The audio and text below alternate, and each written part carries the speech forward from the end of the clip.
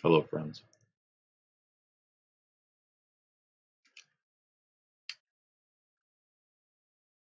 It's time for day 3 of the Heroes of the Storm AI League.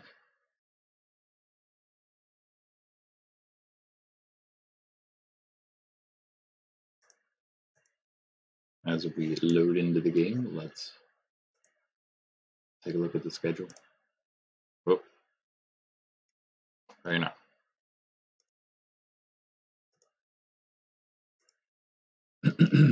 All right.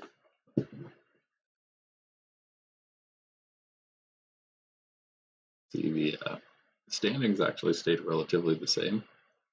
The Zerg and the humans, I think, right, yeah, being the only ones who really switched positions at all.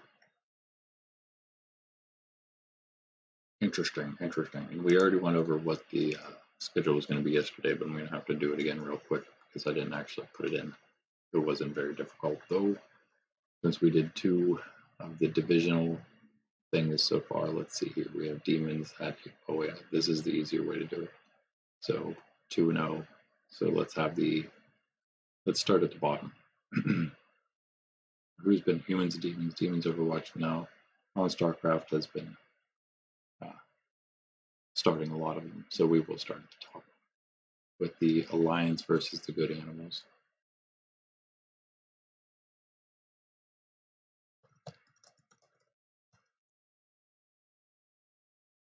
And then move down here to the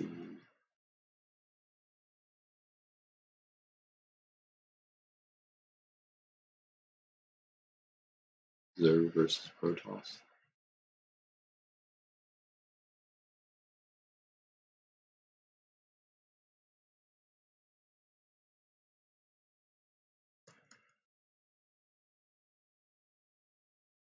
Protoss versus Zerg.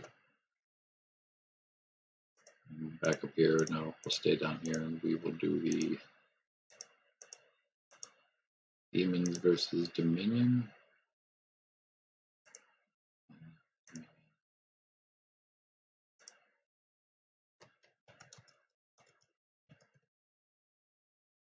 And then go back up for the other conference. Bad Animals, Night Elves. Yeah.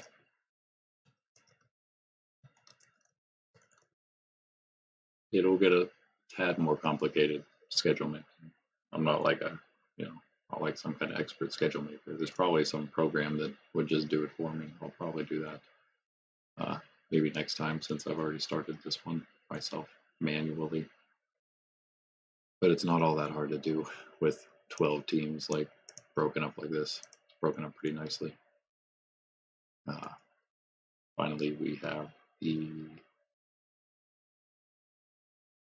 let's go back down to the bottom and do Humans Overwatch.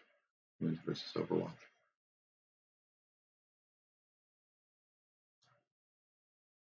Overwatch has not had a blue side yet. Humans have. So Overwatch too soon. I don't think it matters much, but we will let them flip-flop as much as possible. And finally, the Horde gets another last match. That's okay. I mean, they do deserve it, I guess. And they are against the Villains. Is that right? Yeah, Villains. Interesting.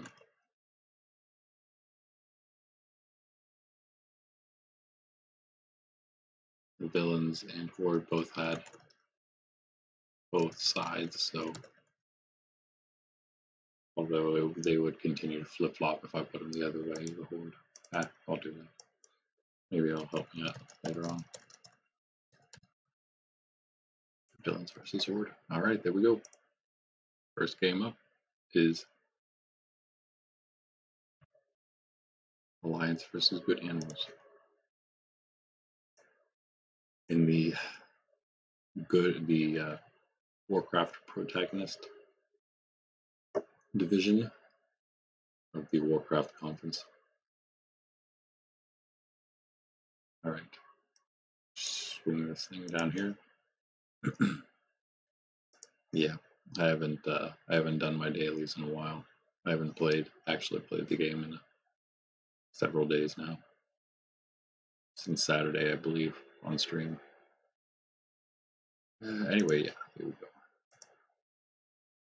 Oh yes, and also, as always, we got a re-roll, and now we figured out what we did wrong. There were more maps that I can't use, so I had to redo the random number generator, but it'll work out. Next is number 9.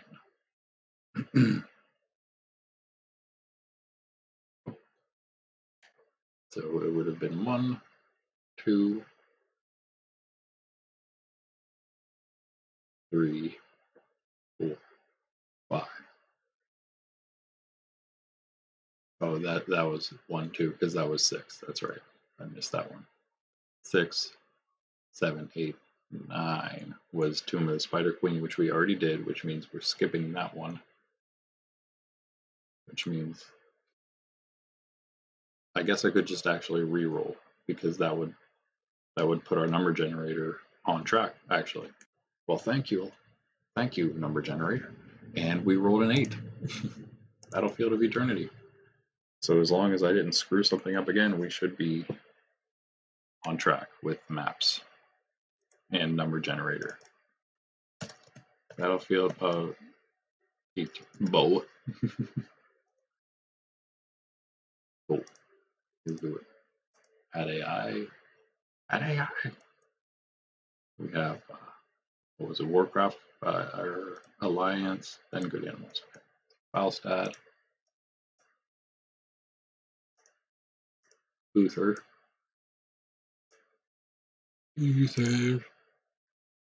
Meriden.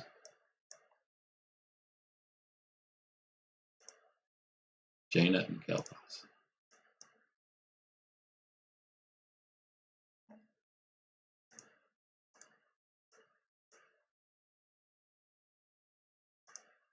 And for the good animal, Lily.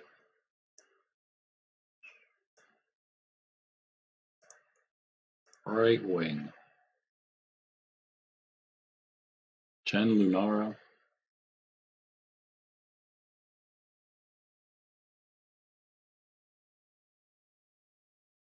A little far there for the elf.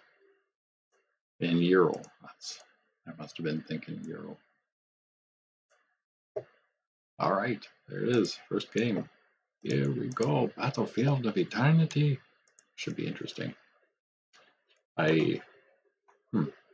Will it be more interesting than Tomb of the Spider Queen and Towers of Doom? I feel like it might be. I don't know. But it could be a little less push heavy, because there might be, I don't know, because there's more need for the team fight in the middle for the Voltums.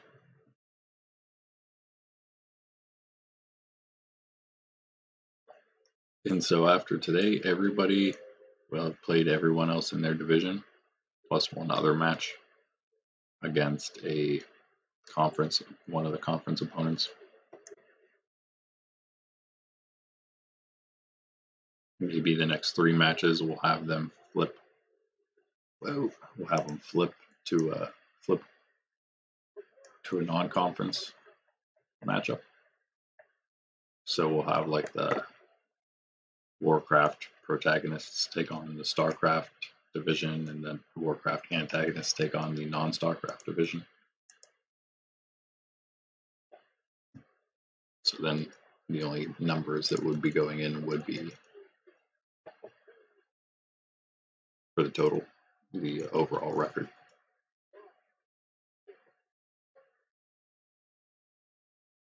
Mara Brightwing gonna, oh yeah, and also this is gonna be our first 2-laner.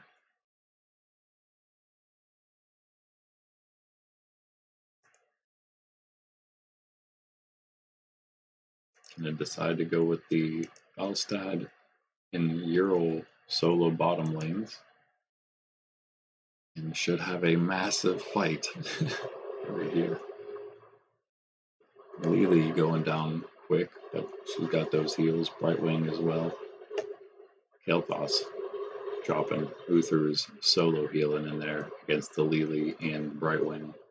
Uther's got to run real far, so they got nothing now. Chen is, oh my goodness. Chen got low, but they backed off in time. Backed off a little early, I guess.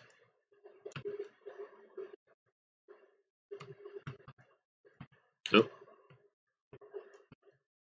sorry. We got Kael'thas, Lily, both getting pretty low, and Lily able to tap. Kael'thas has to back. Uther, I think, might also have to back here. No, he does. And that looks like a good push with the good animals. They get to, no, there wasn't any kill, but Falstad is up here now. He probably didn't back. He came up to help out with the fight, I suppose. Sorry, I was flipping through the windows. I also don't have the chat up. There we go. Now I'm ready. All right. Jaina, almost dead, but no. Or kind of trying to body block in case. And then comes flying in. Uther in there by himself in a potential 4v1 situation. He may go down first blood. No. Not quite enough damage. They have Lunara and Ural up there now. Chen is going to solo with Kael'thas down in bot now. Interesting. I would take Kael'thas in that one. Oh no. We missed Brightwing taking out Falstad. I don't know if maybe Lunara was there for some help too, though. She did get an assist on that. But that doesn't mean she was actually there for the kill, I suppose. 3v3 top lane. Uther, the Alliance, not faring so well right now against the double heals of Lily and Brightwing.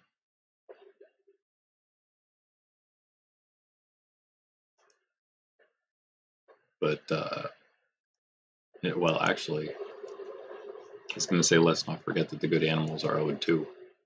But the Alliance is also 0-2, but that's more surprising since they were the runners-up in the inaugural tournament. So I feel like it could also just be a fluke that they're. I mean, they played the Horde first, which were the champions of the tournament. So that's a reason to be 0-1. And then the second one was, who did they play next? It was the other one in their division, the Night Elves, which was an interesting one yesterday.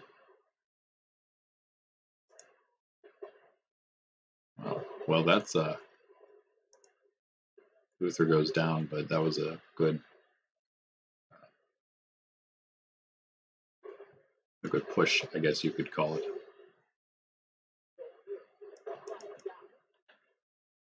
By the Alliance here. I mean, they're killing this thing.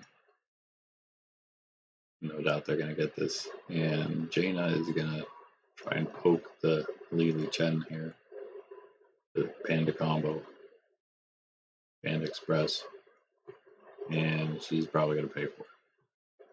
Right wing teleporting in. And Jaina gets out. Evil Jaina. Demon Jaina.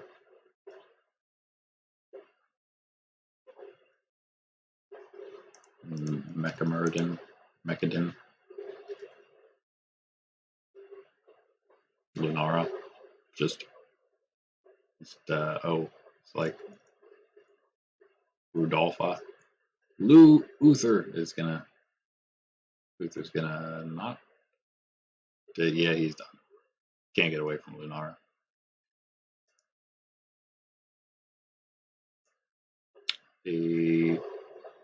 What you would imagine would be an advantage for, also level 7 advantage for the good animals, but the immortal for the Alliance. So we'll see which is better. Jaina survives again, but she has not been very useful with 0 health all the time. Falstad roaming around through the jungle, massive jungle, and then getting caught by the Panda carry out, and Ural and Lily both escape. Nothing doing there. Falstad, some heals from Uther. Chen's gonna hang out in there. He's big and beefy already, so no big deal. Falstad's gonna come down. Oh man, brutal. There goes Brightwing. But that was their first kill. They needed that little bit of morale boost. Get out of there, Falstad. That's a tower. That hurts. But both these teams really need a win here. Night Elves must be 2-0 because they're because these are both 0-2, and Night Elves obviously fought both of them in the division already. I don't know why we lost. What just happened there? Oh, okay, I thought I was just tossing something out. I thought we lost vision on something for some reason.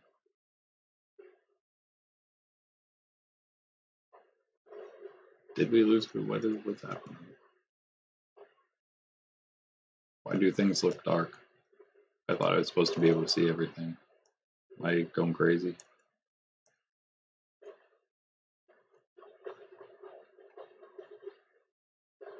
Oh, Falstad doing some good damage to Brightwing Ural here, and Brightwing's going to fall again. Muradin coming in, help out. 2v3 now, Lunara, Lily, and Ural. Falstad now alone. Muradin just walking away, and Falstad dies. Maybe not the best choice from Muradin there. Chen's gonna bash him a couple times with his big bow staff stick. I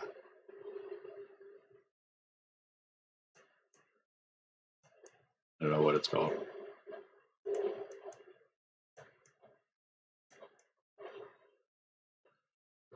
Hoopak. Muradin taking tons of damage from the wet noodle fight eventually became the noodles eventually started wearing out.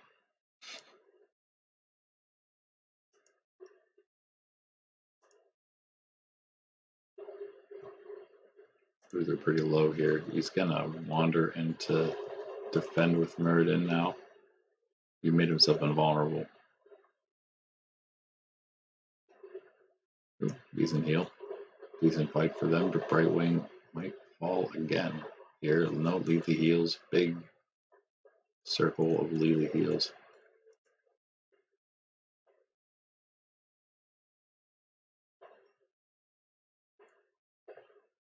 Ooh. Uther's alright. It's much closer this time. The good animals are giving the Alliance a run for their money on the damage right now because they're actually fighting on the Immortals, making them work for it. And they did. I'm not sure. I guess it would be. Wow, look how close that is. Yeah, I guess the good animals actually won that, but it was so close it won't really matter. Jaina trying to ward off the double heals and Lunara combo down on there. Oh man, wrecked. Level 10 for everybody. 11, almost 12 now for there's the 12 for the good animals. And Lunara, I don't know. It looks like the Alliance still might be able to win this. And they did. Wow. Not bad. Not bad. They have it. They still have a small chance. Definitely helped him out bottom lane last time. This time he only has that tiny shield, so we'll see how well he does. But it is bots, so it could go down pretty far here. Someone almost died. Lily saved herself. Right wing chilling. Lily has to back. Chen is nope, he's gonna be alright. But that tower won't be. Tower fort whatever.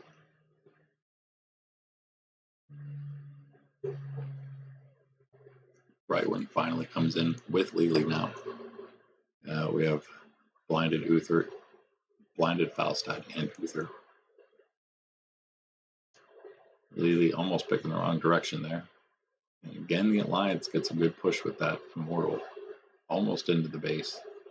Taking the walls down, at least. Getting a bit further than they did in bottom lane last time. Murden and Chen going at it again. Kael'thas is coming in though, that's definitely gonna turn the tide in the favor of the Alliance. Lily will be able to save Chen at least. So it makes them so tough to beat. They just don't have the damage, I suppose.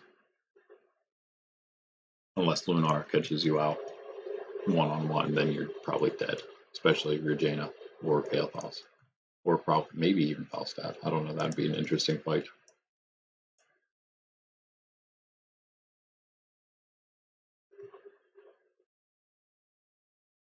That's something you could do like a 1v1 ARAM map probably, custom games. You want to let heroes go 1v1 with each other.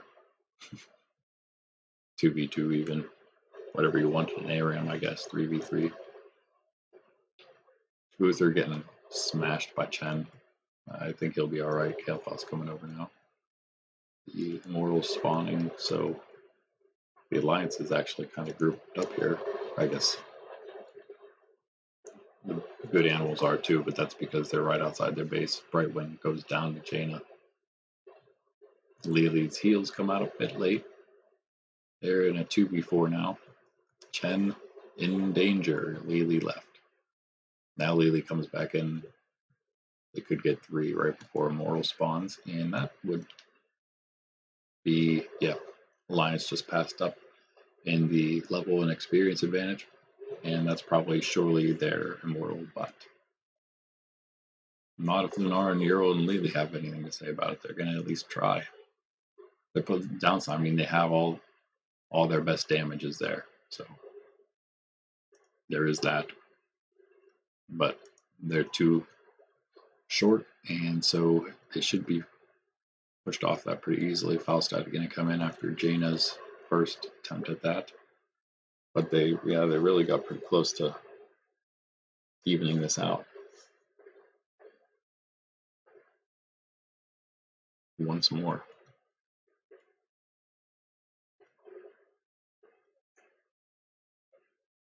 Wow, they took out the bottom fort though, just with the boss push.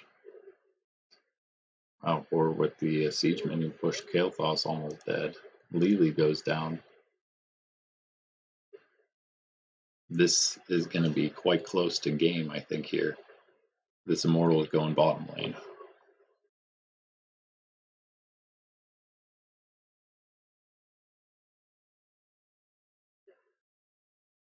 Now, Uther and Murden don't do a ton of damage.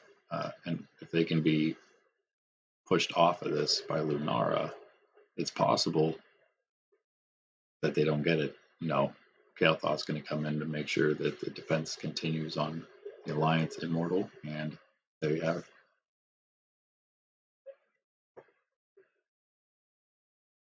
Falstad doing good work in the base. Oh, the Immortal's going top lane. But still. Maybe it just goes to the lane that's least pushed. I thought it switched every time.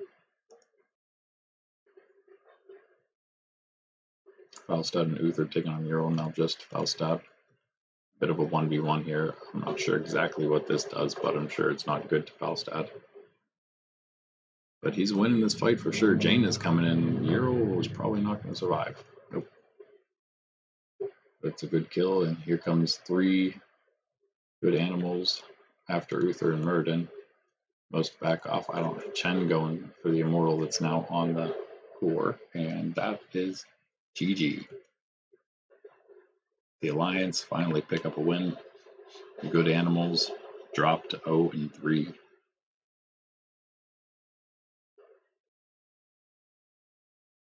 Oof, Chen maybe going down. Falstad maybe. Looks like everyone's going to survive.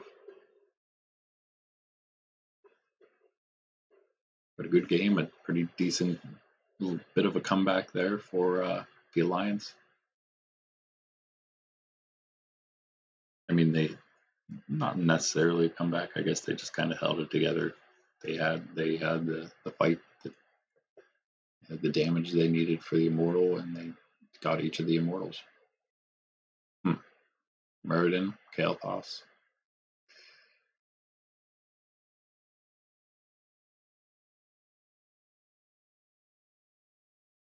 And that's natural for her to, well, Kael'thas didn't have almost the same amount of structure damage, but really not that much hero, because he must have been pushing more or something. But Jaina still had as much as he did. Muradin had more hero damage. Alstad had a ton. Kinda, I don't know. I suppose we could just give it to Jaina since she did have the structure and the hero damage. Hero damage by a pretty good margin. And I mean, pretty decent amount of XP.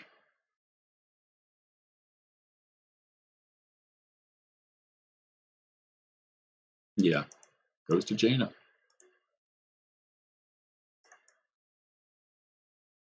All right, next.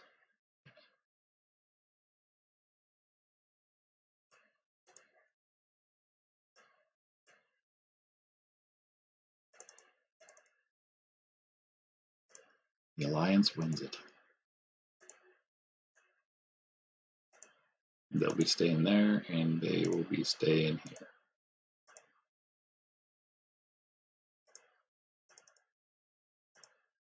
Nope.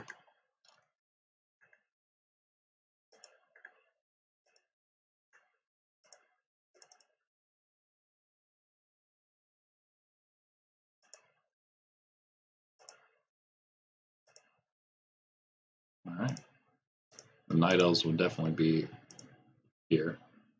I won't put them in there yet because that might mess me up somehow, so I won't. Next, we have Protoss versus Zerg.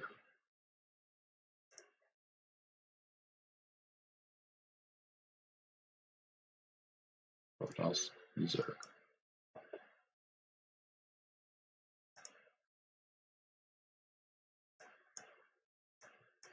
That's right. Zerg, well, Protoss lost both. Hey, what are you doing? Connecting to Steam. Hey, now. Out of here. What are you doing? Out of here.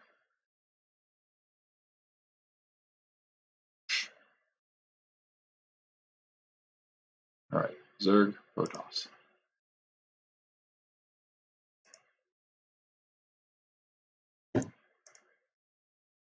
Zerg lost to the Dominion. Protoss lost both to Dominion and wherever they fought last time. Where are the humans? That's to be expected sometimes. So this could be a pretty good match. Dominion, Protoss. Did we already see this Dominion, Protoss? No, Protoss was over here. Dominion and Zerg were both over there. All right. All right then. And we are in the battlefield of eternity.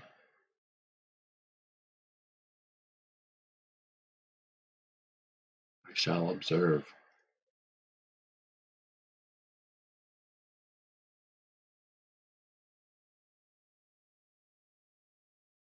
All right, first we have Tassadar, Zeratul, Artanis, Alarak, and Probius. And then we have Kerrigan, Abathur, Zagara, the Hacker, and Stukov.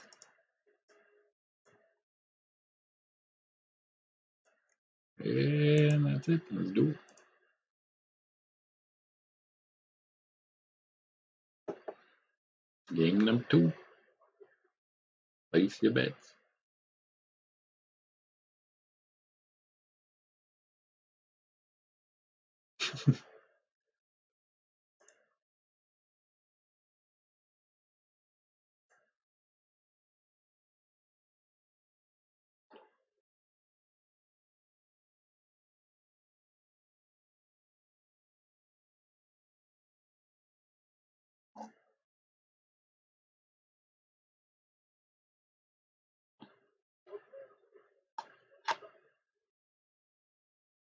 Prepare yourselves for battle, heroes. Looks like they may go for the 2-3 here. Maybe. We'll see.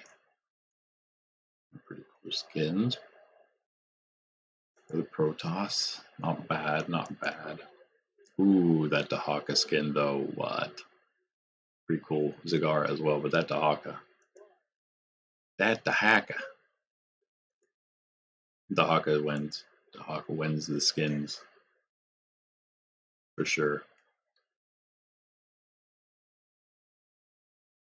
Abathur gonna go top. With everybody. Stukov goes bottom, so the healer. So that's how this game's gonna go, I guess. And there are 3 down there with him.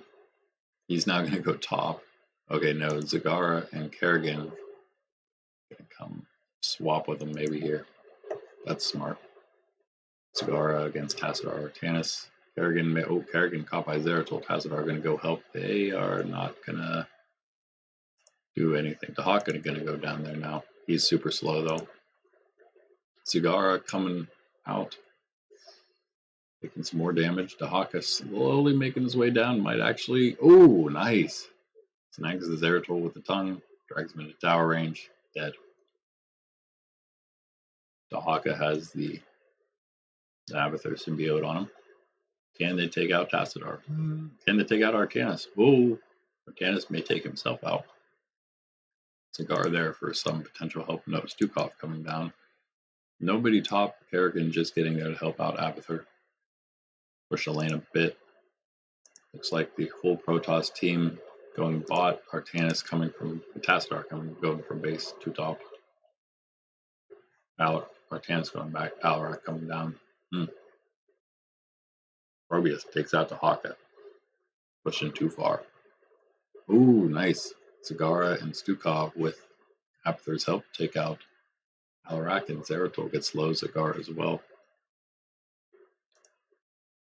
Tassadar comes in, puts some good damage down on Kerrigan. The Hawka brush stalking his way up.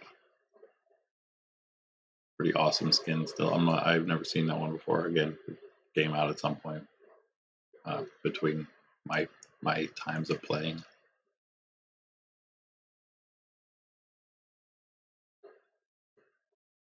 Canis eliminates Stukov there.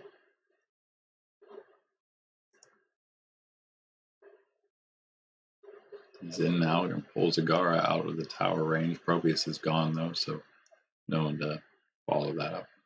Zeratul roaming down, Dahaka roaming up for the Zerg.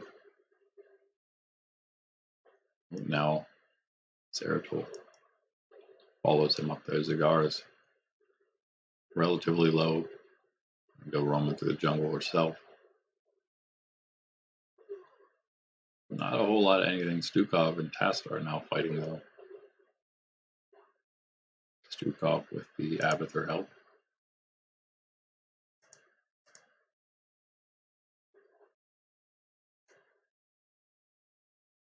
Cigar and Stukov defending the Immortal here against Arcanus, Tassadar.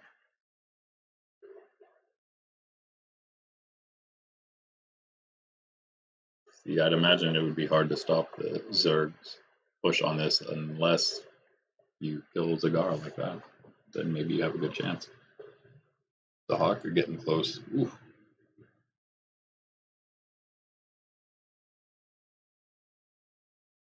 I mean, this should be in a 5v4. It should be Protoss, but I don't know what's happening here. Artanis is all messed up. Stukov is just destroying this thing. Kerrigan too.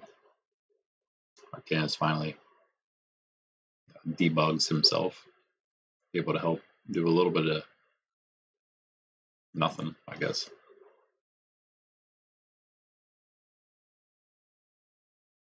As the Protoss or the Zerg do just enough to finish. It is pretty close though, so it could go to either one of them. Now there's a big fight for both now. Yeah, Kerrigan solo defending here. Zagar going to come over and maybe be able to help that. Stukov and Dahaka doing decent damage, surprisingly. Ooh, Kerrigan taking out Tassadar.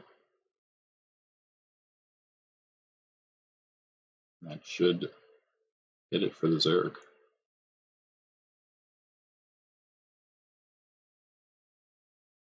Dahaka left, so not quite yet. Have to actually finish it.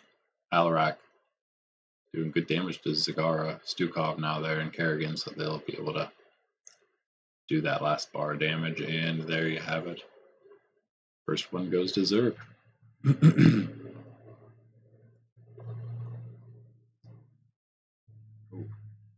Nice, kind of nice wall from Tassadar. Almost completely caught Zagara, and almost Kerrigan too, I guess. Enough damage though to Zagara to make her back, and let's see how this goes for him.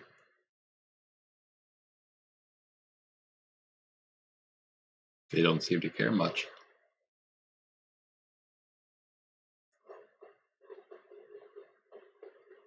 Now Tassadar and Kerrigan top lane. Probius there. They're helping out Kerrigan. Zeratul coming in to do not much of anything. Kerrigan drops pretty low.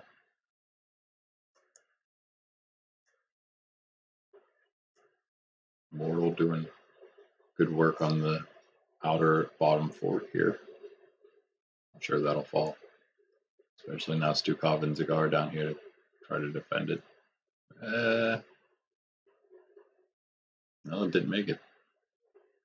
A double kill for the Zerg.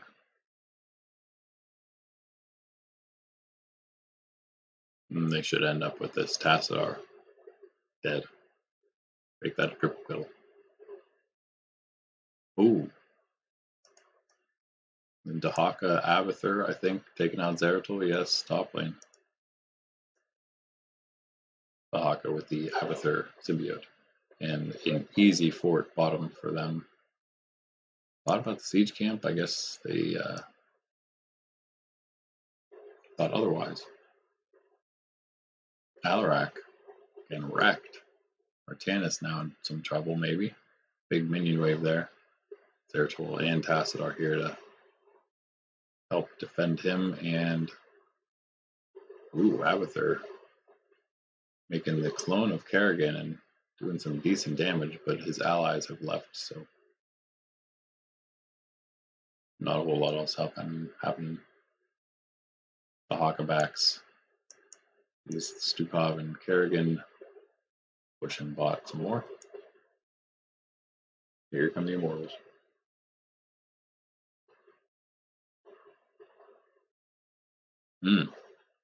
Stukov dying right before Immortals spawn. He will be up in time for the fight at some point, though.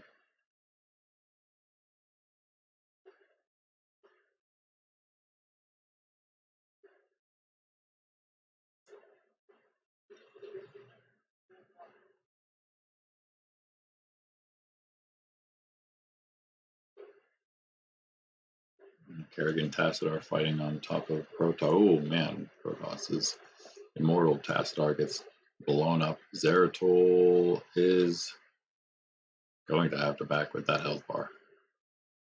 At least to the... Ooh, does Kerrigan... Nope. Lucky Artanis now going to try to defend. Alarak and Probius doing damage. Zagar defending the Zerg immortal. Now defending in 1-on-3. Alarak Probius, they can't really now decide if they want to defend her or attack. Kerrigan, oof, another Abathur clone. Ooh, and that was the real Kerrigan, unfortunately for them. Still though, the Zerg putting out the damage there. Cigar gonna try to come defend again, and she may pay for it. Yep, Tassadar and Zerg will take her out. Zerg get the initial win here, but hard to say. Deaths on both sides, really. But the last two were the Zerg. So chance here. Not happening though. The Protoss to come back in this. I don't think they're gonna get it. Kerrigan now showing up to finish off this second immortal for the Zerg.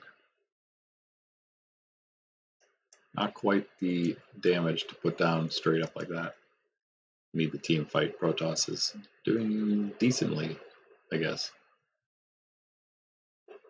Maybe it's more picking people off. I don't know. That's sort of how they got some of the kills.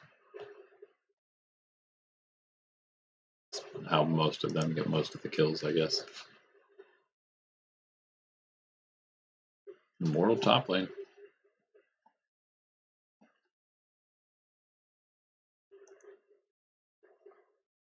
Alarak almost dying. Probius pushing this lane pretty nicely if he's careful here. Doesn't get jumped on by Kerrigan. But this is going to go down. For certain.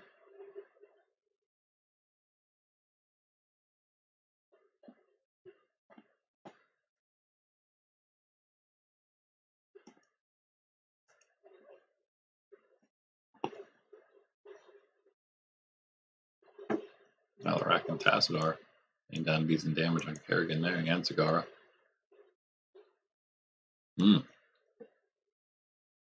Almost getting Zagara. And the Immortal falls, but not after taking out the fort and half of the wall to the inner fort. Alarak, oh my goodness, somehow survives.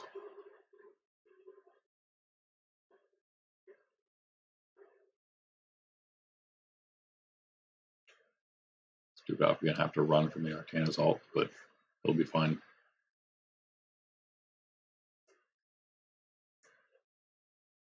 What a wall. Can't stop yet. Well, now you can, I guess. Until Dahaka sees you. He can't stop. He's being chased. Sagara might be able to come help him. Yeah. He's alive. He's fine.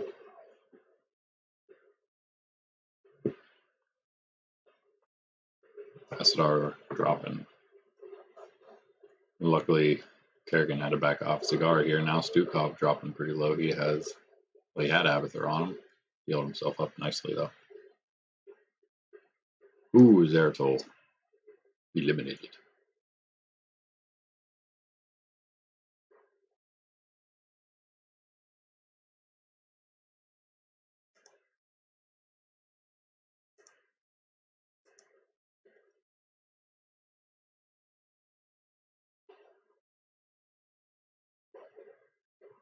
Dahaka and Stukov both quite low. Oh man, Alarak with that laser, that lightning bolt. Kerrigan is not going to survive that. Probius and his gadgets take her down as the immortals spawn.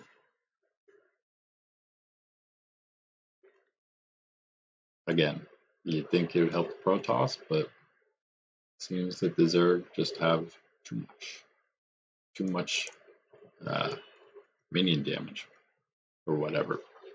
Dahaka also took out Tassadar, so that evened things out just a bit.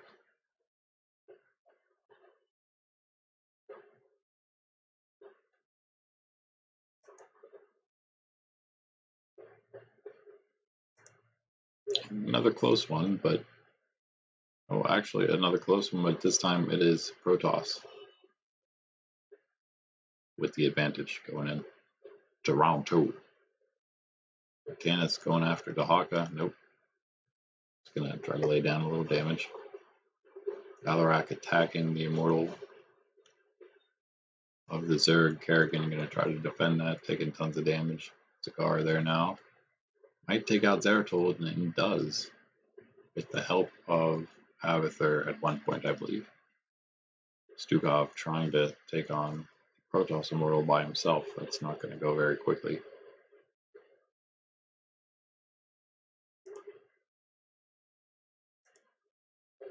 He could probably use a little help down there.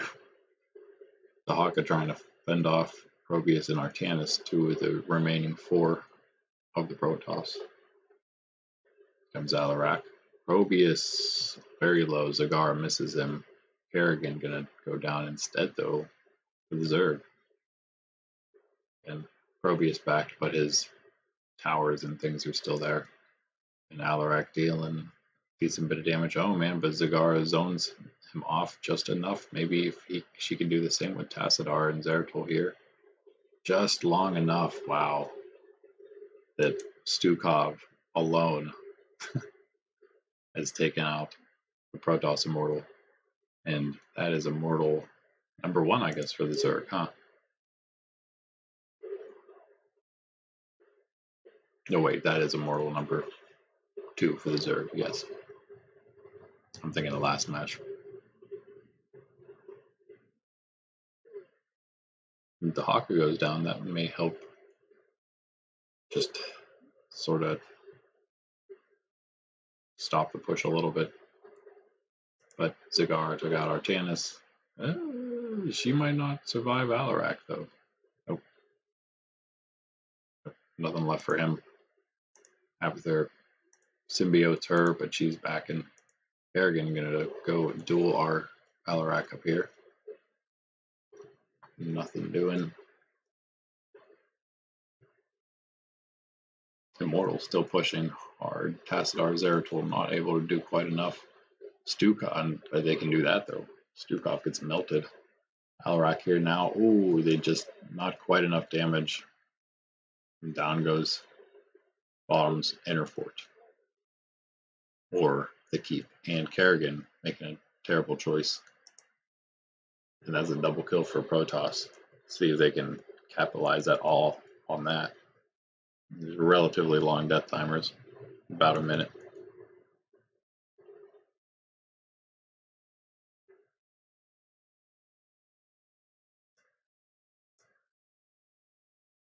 Tassadar and Alaric, a good choice here, taking the siege camp bottom. Might just be the push they need to get that bottom lane going.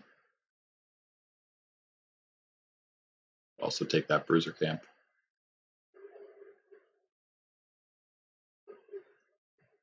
Of course, they could also take that siege camp up there. They could use as much as they can get if they can get another kill here. Although Dahaka taking out Zeratul, they should try to be a little careful. Oh, that's not being careful.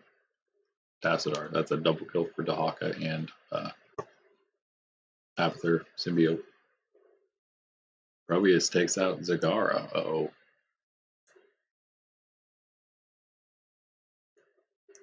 That was in the jungle, I guess. Mortals spawning soon.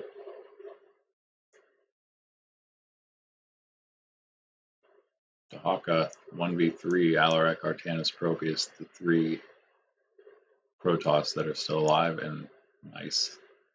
Avather makes a clone of Dahaka, which gets wrecked by the tower, so pretty much useless.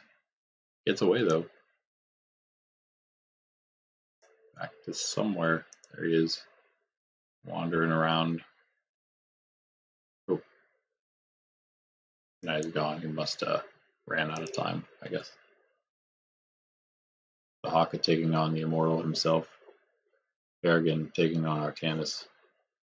Alarak gonna take on the Zerg's Immortal by himself, and Stukov attempts to stop that. That's not gonna be enough to stop him. Zeratul's there now. And Stukov may die if these two focus him at all. Zeratul took tons of damage though. Tassadar is in here now instead. And there goes Stukov. Oop.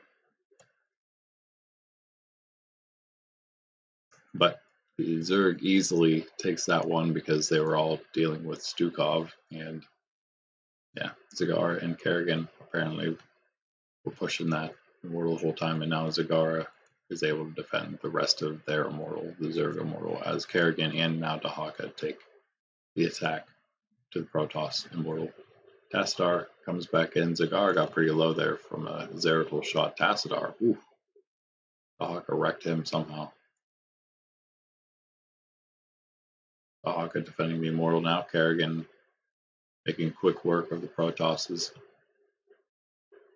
Dahaka just fighting the entire team now, and whenever the Abathur brings up the clone Dahaka, that's just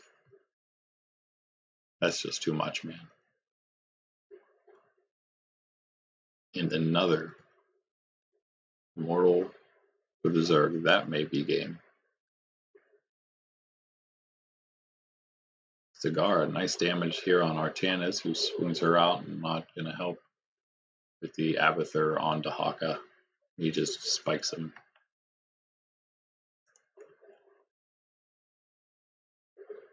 Kerrigan dropping low again. Alarak is dealing with her, I think, relatively well. Kerrigan has a lot of deaths, huh? Wow. Oh, I'm looking at the wrong team. There you go. Kerrigan. She's tied for the most with Stukov on their team. 6 for Zeratul and Tassadar on the other. There goes the last fort. Protoss in their base, trying as hard as possible to ward off the Zerg. And well, they did so for now. I don't think they're going to take out that immortal before he takes out the core. And so it looks like the Zerg are going to redeem themselves, pick up a second win. Go 2-1. The Protoss struggling, as we may have expected from the tournament. And just from looking at the team comp, you can almost expect it. I actually meant maybe now that we've done 3 matches after this, I said maybe after the last one we would do it, but maybe now of the 0-3 teams will look to switch some reserves in for some of the starters, such as Phoenix for somebody here. We'll see. But the Zerg, successful. Abathur, that's a lot of structure damage comparatively. Nice amount of hero damage too. The Hawker was going crazy. But again, I don't know if any of these things really happen without Abathur. That's why he's so useful, especially in AI when he can be used kind of properly. At least as properly as any of the other AI are used. I'm going to give it to Abathur. Right, that was game number 2. Let us then move to game number 3.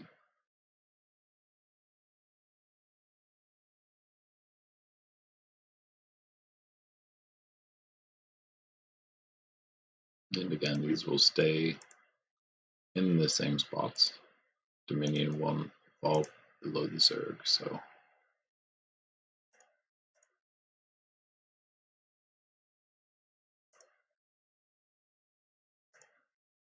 Oh.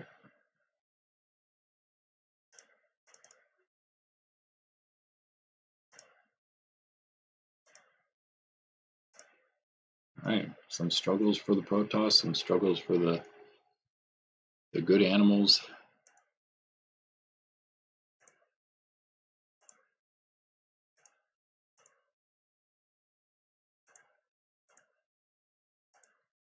And then Alliance finally getting their first win. Zerg redeeming themselves there.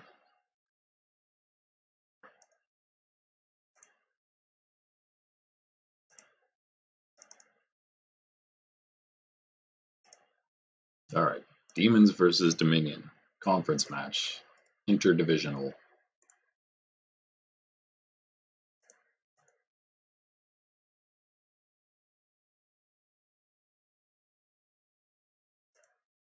Should be a pretty good one. Someone's getting their first loss. Also going to have another match of 2-0s, the Villains and the Horde. Demons, Dominion, Villains, Horde. Yeah, those would be the only ones, of course. But so these should be good ones. We're going to take a quick break after this one, during the halfway point here. Demons first. We have proved to, I don't know, be lucky, be better than expected, maybe just have really good push capabilities and tankiness. I don't know, because they lost relatively handily in the tournament. So their start this season was pretty surprising. Diablo is first. Asmodin, the Butcher, Leoric, and Malthael.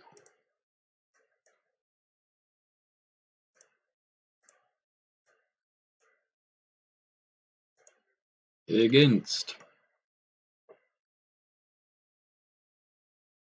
the Dominion of StarCraft, Raynor. Now this is a team comp that I feel is pretty decent.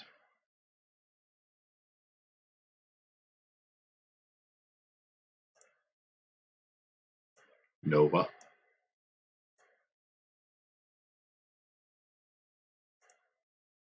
They also have a backup in Tychus, Sergeant Hammer,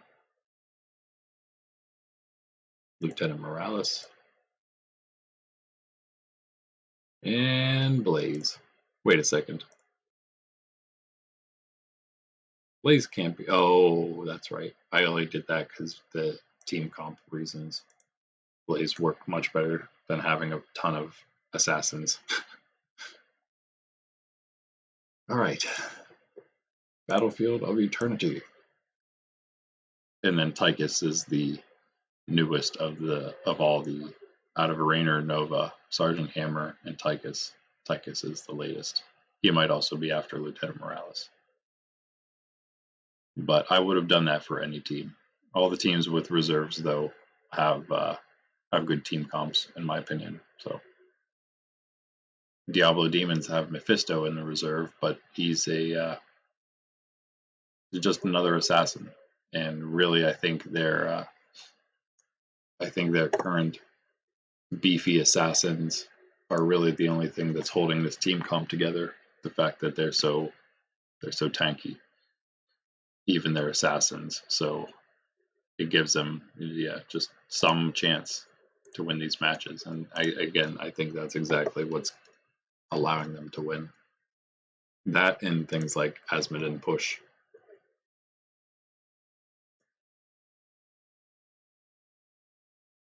But going the wrong way, guys.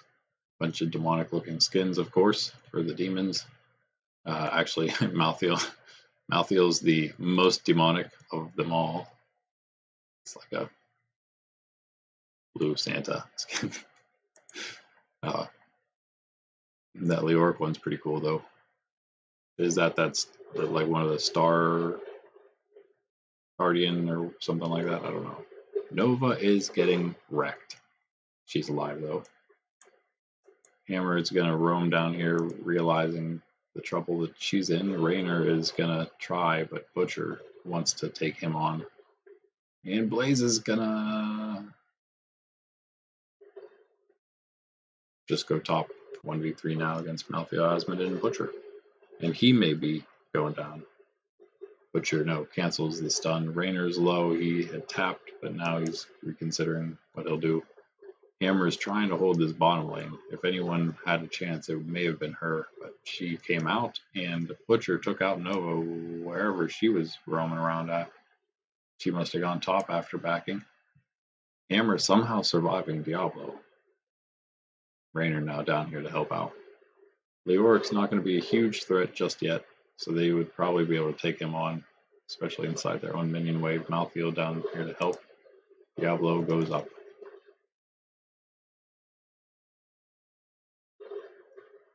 Asmodee drops pretty low, but he doesn't need to be right in the fray. Anywho, Lieutenant Morales,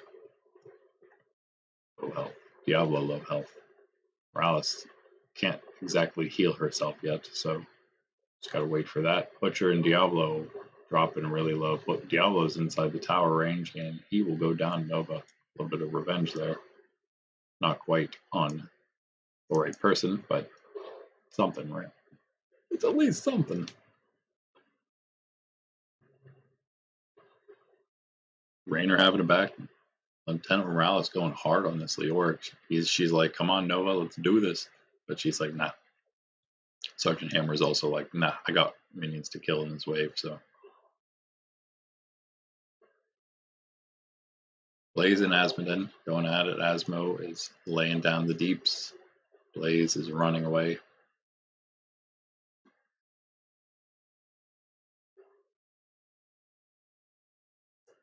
Early experience lead. Ooh, Raynor with a kill on Butcher. And brings that experience pretty close, but still the demons have a small lead. Malthael with like no health. Maybe getting a little greedy. Sergeant Hammer is backs right before the Immortals come up, so she won't be here for a sec. And she's going bottom lane anyway. Leoric's down there, so it's okay. A bunch of people coming back off base. Leoric, Malthael, Butcher almost here. Blaze was just taking care of Asmodee, but that was basically just the same fight as was happening top lane. Morales going back up to top lane. Nova and Raynor fighting the Immortal, doing nice damage, but if Morales was here, that'd be fantastic for them. They're both going to survive, but Nova almost goes down. Now Morales shows up, pops a heal for a moment on Raynor, but she's got things to do, so she runs the whole way down. Sergeant Hammer, though, posted up now in this bush, taking out the Immortal, and it's halftime. Asmodee has to back.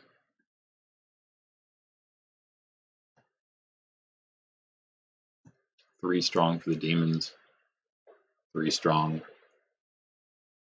for the Dominion. Raynor's going to push the Demons off of the Dominions, and Malthael's going to try the same for the Demons.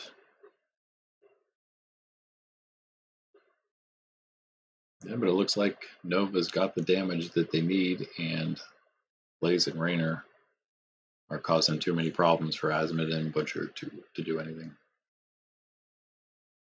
Morales going to help out Raynor with some heals there. Small enough area here that Morales could hang out mostly in the middle here and help everybody. Good battle, a good fight for the Dominion there. Brings the experience, level, and talent lead advantage in their favor. Just for a moment, of course. 7 out for both of them now. But got the Immortal. See how well he does. He'll definitely bring down this gate, bring down the wall. Raynor and Blaze trying to make it there. Ooh, Malthael takes a little stun. Not much happening here. Asmodee, he's going to try to take out Hammer if Nova and Morales don't help. Here comes Butcher. Asmodee. Oof. Too bad Nova does not have any mana. Ooh, Malthael almost falls. This fort comes close, but not quite. They at least save that, which is pretty decent. Diablo barely escapes with his life. Asmodee and Leoric here now to defend. And Raynor's going to get some help from Hammer and Nova in a moment. Let's see how much help. Not quite enough. Asmodee. Death lasers Raynor to death. Leoric attempts the same thing with Hammer, but not happening. He has to run. Morales and Blaze taking on Malthael. Malthael is doing some good damage to Blaze now that Morales left. Asmodee comes down. They'll push that lane out pretty nicely, I'm sure. Nova, Morales, and Hammer up top against Diablo and Butcher. Still not able to push to the fort. I don't think it's going to be easy. Ooh, Butcher onto Morales. Nice hammer just focuses him down. Now maybe a chance Leoric and Diablo up here. Diablo cannot get in that range. Sergeant Hammer will take him out. Nova dropping really low. No health. I mean, no mana. Not much health. Hammer just hunkers down again and starts popping Leoric until he backs off. And do the same. Malthael's going to take loads of damage from that. Oh my goodness. He might go down just enough. Just enough from Hammer. And Leoric, too, getting really close. Sergeant Hammer doing big things right now for the Dominion. Viking Hammer. Uh-oh. A very nice camp right there from the Dominion right before the Immortals come up. So that's going to push out that top. That's going to get that fort finally. And then we will see their Immortal if they win. We'll see it go bottom. Probably either way, we'll see it go bottom. Blaze not there. Malthael's not there. Sergeant Hammer gets destroyed. No help. Nova backed off. Lieutenant Morales isn't there. She's down now with a Rainer defending against Asmodin, their Immortal. Asmodin. Tons of damage on Morales. Oof. Oh, she's going to go down. Rainer not quite enough to take out Asmodin. And Nova has to back. This is looking like it may be a Demon's Immortal. And this is, I think the first time we had a match, I think the first two matches, it was the same team got all the Immortals. So if the Demons can get this one, then we'll have our first back and forth Immortal match. But they have to out DPS him here. We'll see. Oh, Asmodin took out Nova. That's a good sign for them, at least. It looks like, yeah. Sergeant Hammer goes down. I mean, Lieutenant Morales goes down. Sergeant Hammer is maybe not going to follow. Wow, if they're going to leave her up, she might have the damage. No, they don't. Butcher and Leoric. Diablo, Malthael. Yeah, they're going to finish this thing off pretty quickly. Well, Butcher's now alone. Rainer's over here. No, they got it. Not enough damage. If they had Hammer over there just pounding that thing the whole time, it would be possible. But she's just, I don't even know what she's doing. Wasting her time running around, being a goof, throwing her MVP away. And there you have it. Demons get theirs. And now it will go bottom either way, and have a bit of a counter push going on. Ooh, Nova takes out Diablo. Malthael takes out Blaze. 1 for 1. Malthael almost goes down though, so it's going to stay 2v2. Morales Nova against Butcher Asmodin. That could go really either way. If it's going to go under the tower, then it's probably going to go in favor of the Dominion. Sergeant Hammer and Rainer not able to defend against this Immortal. Sergeant Hammer's got to just run the entire way back to base with no health. Rainer is just going to take a bunch of damage too if he just keeps this up. Yeah. Blaze putting down a little bit of damage. Nope, that fort might fall too. Luckily, it'll focus the Immortal, so no, it won't go down. And they also have no push with it. But that was a nice Immortal push. Just one.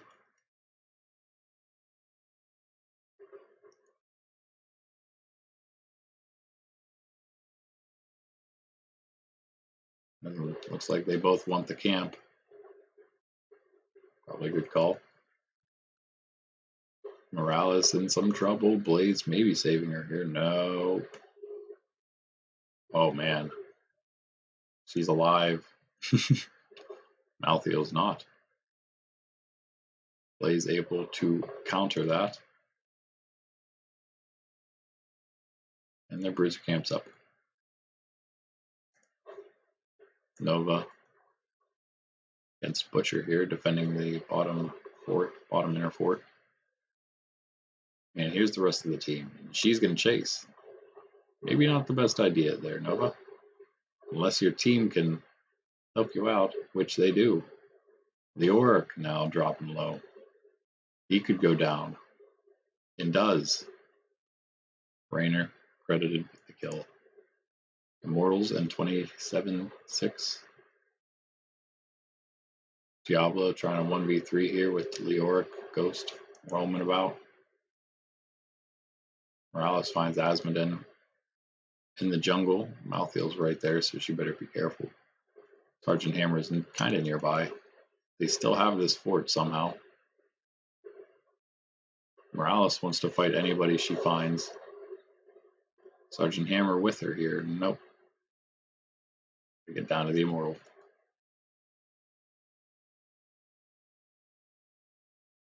Here comes Hammer. She's going to go to defend. Morales and Nova attacking.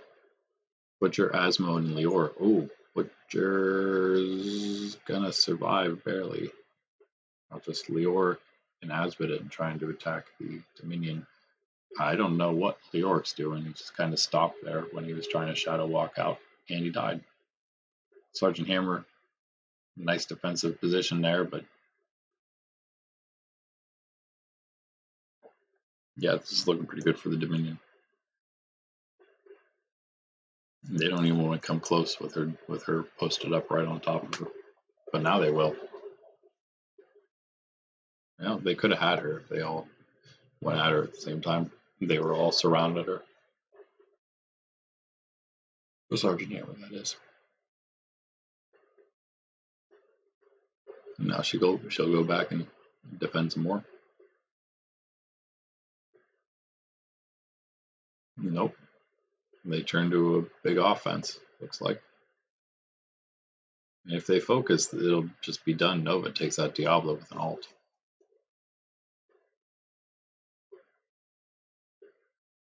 Diablo back up, though, with his passive. Asmodin takes out Raynor. Not quite enough, though. Pretty easy Immortal for the Dominion. And they'll get one going bottom now. This tower is still up, too. I can't believe it. 29 health. That's literally anyone's auto attack. Malthael, better be careful here.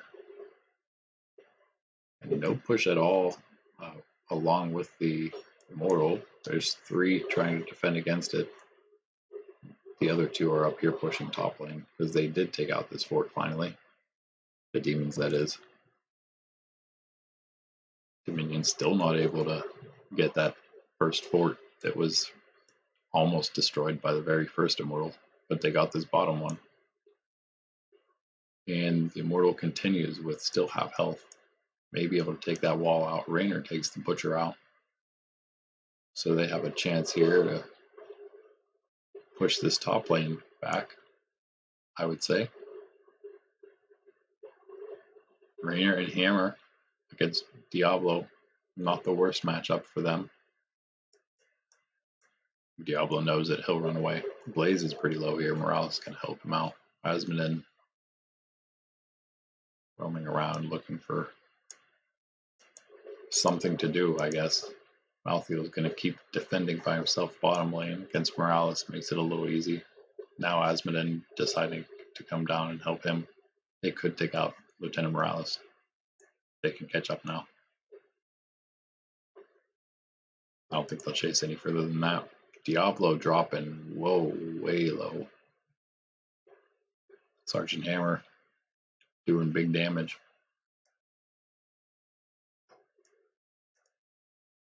Nova, Blaze, and Raynor now all down bottom. Malthael is going to fall.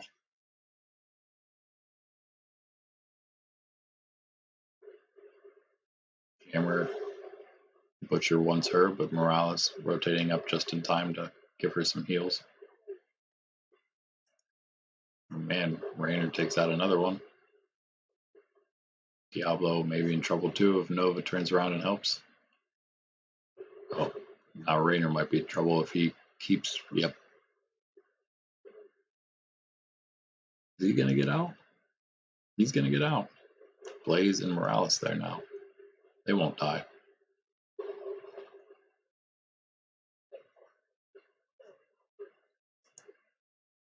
Finally, Hammer takes out that top fort. And level 20s for the Dominion. Almost an entire level, but that's a big talent advantage. Let's see if. Ooh, and they might have it throughout a lot of this Immortal fight. Let's see. Hammer finishing off this siege camp just in time. Oh man, but Morales and Nova are both going to go up there too, and this is going to be a lot of free damage, I think.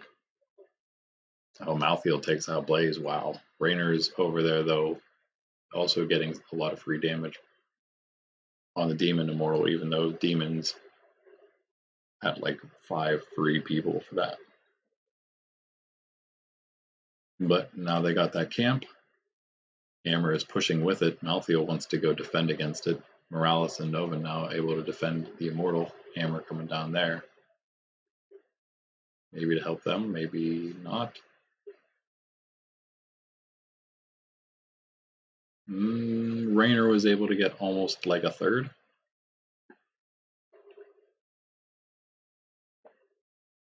Let's see if that was enough. Hammer's going to go help out now. Asmodin finally there to lend his damage, which is probably much needed in this case. The Demons. Malthael is going to defend, which could be enough here. Nova taking decent damage, but she's not going to be swayed. Morales there now with the heals and Hammer with more DPS, and that is a wasted Nova ult, but Malthael falls. And it looks like they may then just Asmodin with a dunk on Raynor. Oh, that's going to help, but I don't think it's going to be quite enough because this damage from the Dominion is pretty good. I think it'll be enough to win it here. A big fight though breaking out on the Demon's Immortal. Morales getting pushed off of it, almost dying, does die if the Butcher finds her, but not before. Whew. Demons lose, yes. Not before the Dominion just barely gets that, but Nova getting greedy, and Asmodin kills her, and Butcher is extremely fast now, so that's scary. Sergeant Hammer survives though. The Immortal goes top lane. Both top and bottom pushed relatively the same, other than the entire wall being down in bottom. And here comes Sergeant Hammer, dies to the Butcher. She doesn't back far enough, at least, and the Butcher finds her. What will they do? They have 4 back for the Immortal, letting Butcher push bottom by himself. Raynor's there to defend that. There's nobody else up other than Blaze for the Dominion, so push maybe mostly in vain, but this Immortal may be just strong enough to take out this tower. Let's see. Ooh. Blaze is going to push Diablo off, and the Butcher off. Diablo, I think, just showed up there, and oh man, just enough because they left. Everybody left, and so the Immortal able to take that fort down.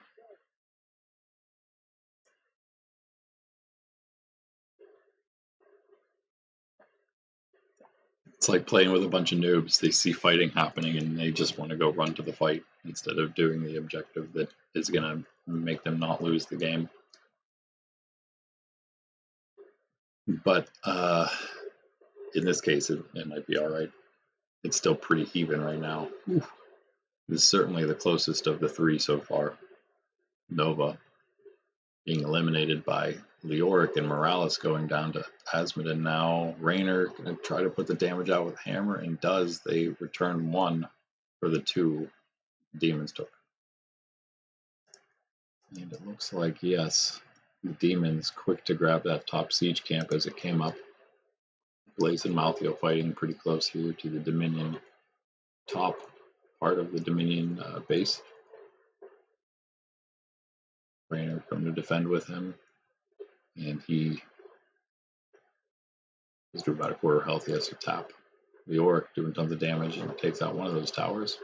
Malthael and he continue to try to fight. Malthael going to take Raynor out. That was maybe not the greatest decision on Raynor's part. Sergeant Hammer is going to now come up.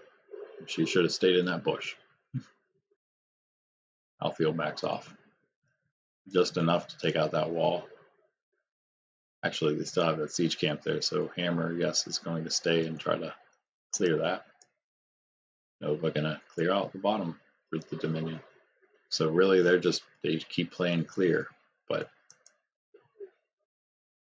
although the waves are pushed in the favor of the demons base is more open. So we will also see this push happening here for the Dominion, especially throughout now. This Immortal fight should help them out a bit. But Leoric is going to push. We'll see how that goes for him.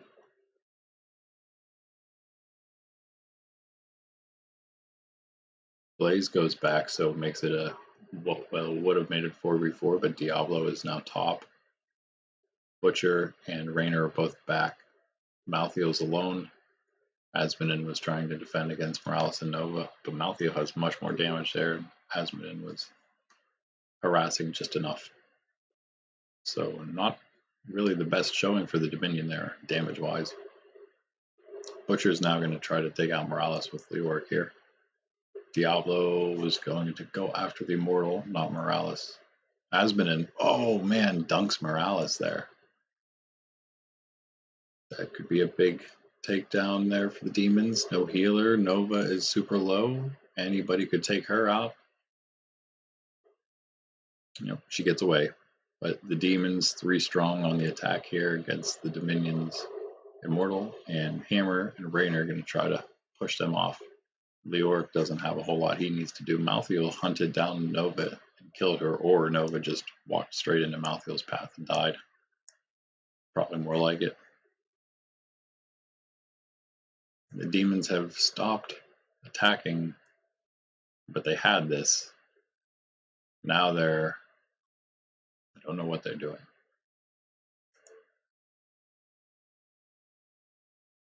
Raynor isn't really that scary. Okay, Butcher and Malthael maybe come over here and finish this off.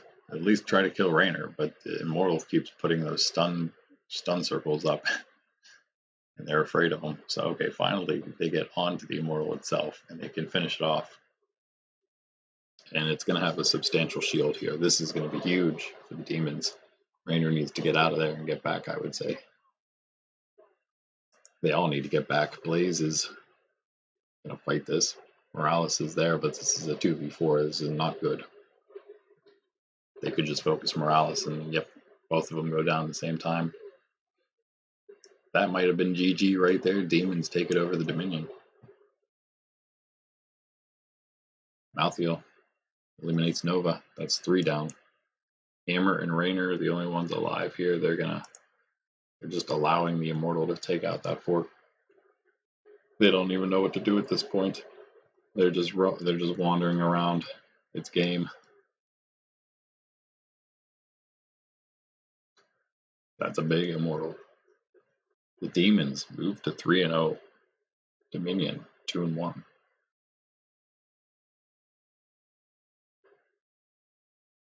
Surprising, very surprising. This one could have certainly gone either way, right up to the end here. This Immortal, whichever way this Immortal went, was probably going to be who won the match, I'd say.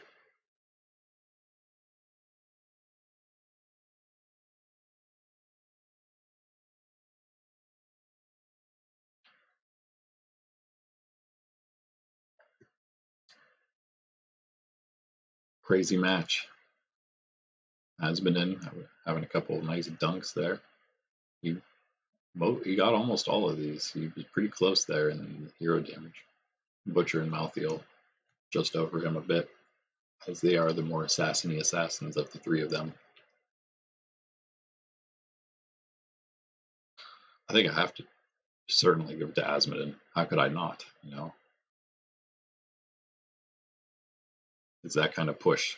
It's his push slash semi tankiness that really helps this team get the victories. I believe I'm going to give it to him, and clearly with those stat lines, he deserves it. I think the most. All right, I'm going to take a quick break, but before we do, of course, we will do this. Up the dirt. Demons take this one.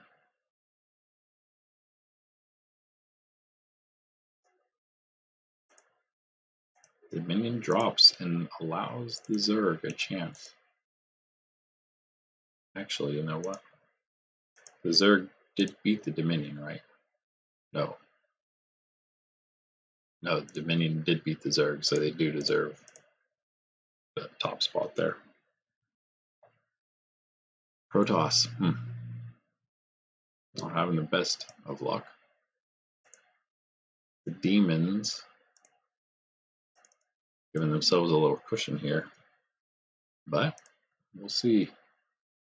See what the humans do. What did I do here? This should be the Dominion just lost, right?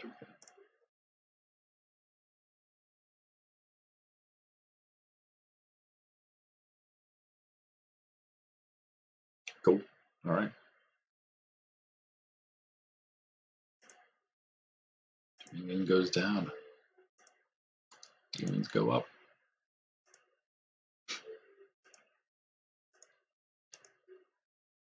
Oxymoronically.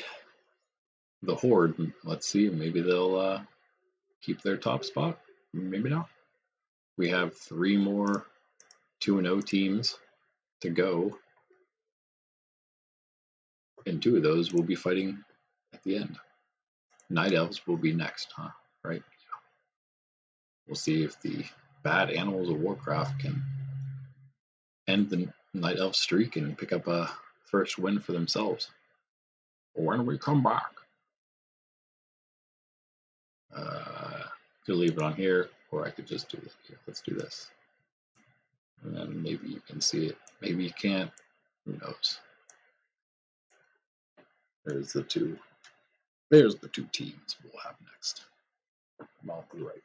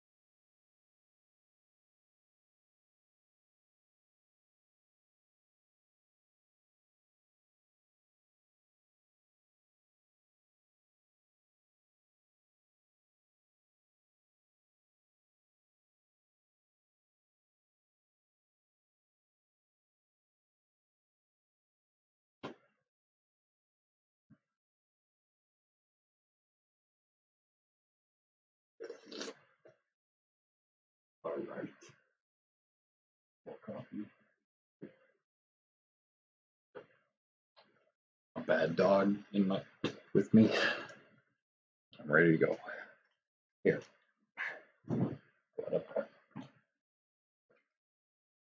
Put up on the couch. Whatever. Sit on the floor. All right. If you had plenty of time to look at what the teams are, let's put them in. Hey. Where's the sound?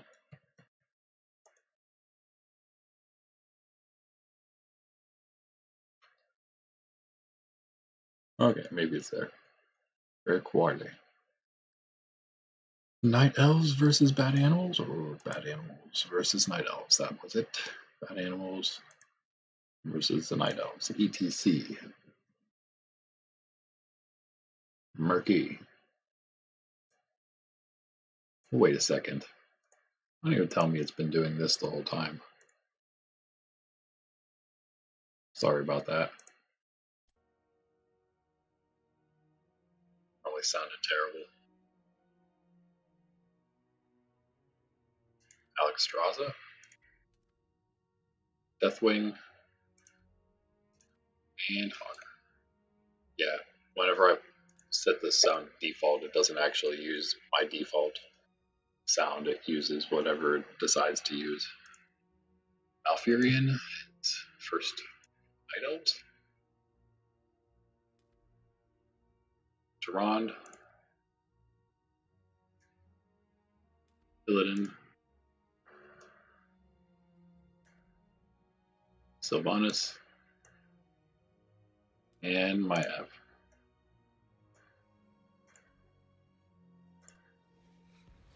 Damn. Here we go.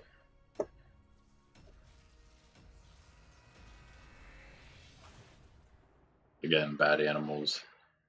Definitely looking for their first win in a tough conference, in a tough division.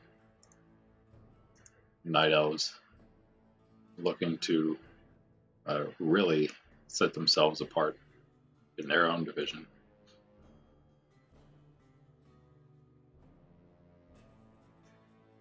Yeah.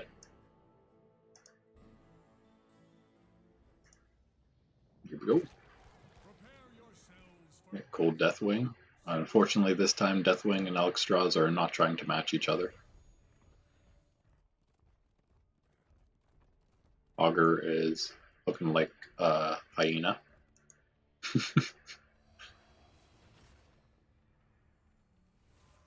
Decent murky skin, Templar murky. God like that. Nerds Templar. Hashtag Nerds Templar. ETC with a big jetpack thing. Pretty normal Tyrande. I guess that's Cupid looking Tyrande or whatever. Sylvanas also kind of normal. Maiev also looks pretty normal. Illidan looks pretty normal. Where's Malfurion? Malfurion looks... meh. I mean, normal-ish, I suppose. But for most of the Night Elves. Whoa, jeez. Deathwing just took out Illidan in 30 seconds? Wow. I mean, took him out in like 5. Maiev taking out Alexstrasza, returning the favor in top lane. Making it 1-1. Murky may die, but that's okay. He's not the first blood anymore. He can go as many times as he wants at this point, and they're not going to go find his egg. It's only going to be when they happen upon it that they actually take it out. And they may never. It may take a very long time for them to find that in that bush if he doesn't move it. Deathwing and Alexstrasza, some dragon action here at the top now. Tyrande, Malfurion always hanging out together, double heals. Oof. It doesn't matter, Tyrande taking a whole lot of damage. Maiev as well, Tyrande has to back. Malfurion's just like, well, I don't know what to do then. Tyrande's not here, I have no idea what I'm supposed to do. Sylvanas trying to push with Illidan. She's low, Illidan taps. Malfurion and Tron roam down to bottom now. It is weird that they're always together. Every single match it's been this way. Sylvanas now gonna come back with a bit more health than she had before. Tron dropped in super low again. Both of the healers are back and Sylvanas is getting wrecked. Malfurion just able to save her. I believe it was him. Now he and Tron continue to try to defend this bottom lane push. Alexstrasza and ETC. Maybe a big upset in the works here. No, maybe not. ETC stays way too long. Tron takes him out, no problem. That lane gets pushed out. Ooh, Alexstrasza almost dies too in the process because now Sylvanas and Illidan are both there. Deathwing alone with Murky top lane. Or alone with Maiev, that is. Thought she had a decent chance, but Maev's too shifty.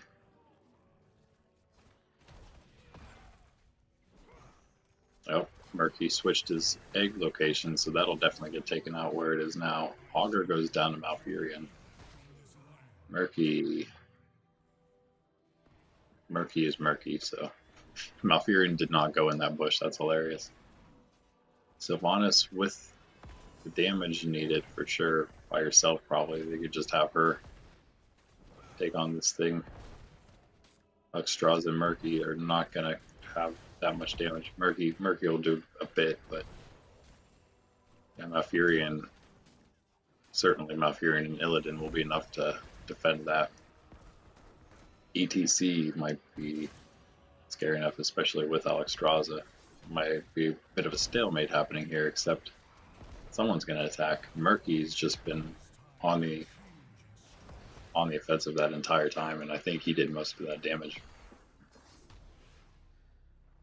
Augur showing up a little later.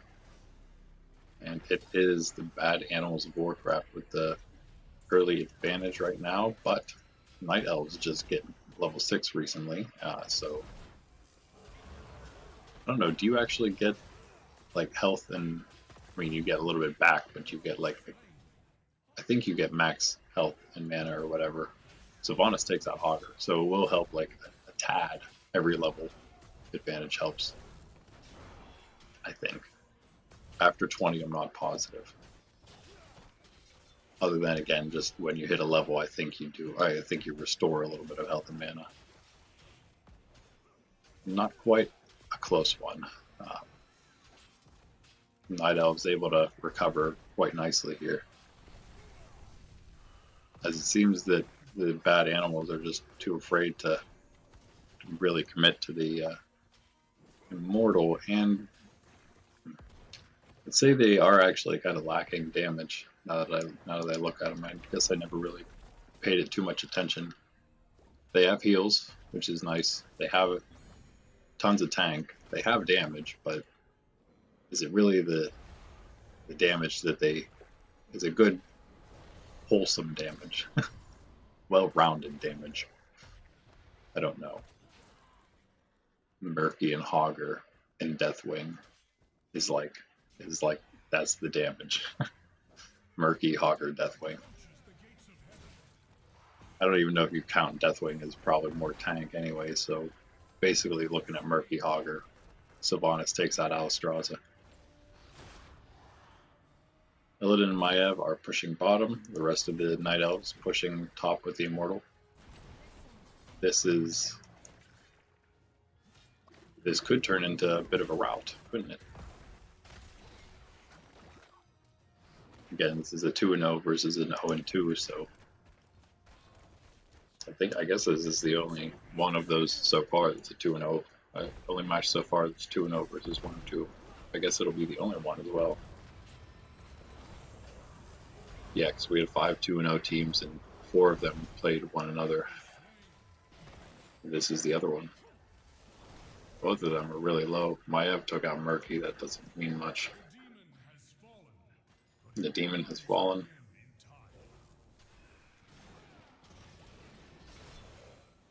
They call them demons. They called them mortals on the screen, but that guy said it's a demon. Or who's talking? I guess I don't know who's talking right now. Default announcer. Tron and Illidan both getting real low here. Maybe Hogger and Alex Strauss can turn some things around. Yeah, there's Alex Strauss and Murky. Count him out. Duran goes down. Malfurion follows. No heals now left, but the other three Night Elves are up here. Alex Strauss could go down. No, nice damage from Murky. Takes out Sylvanas. And everyone on the Bad Animals team survives.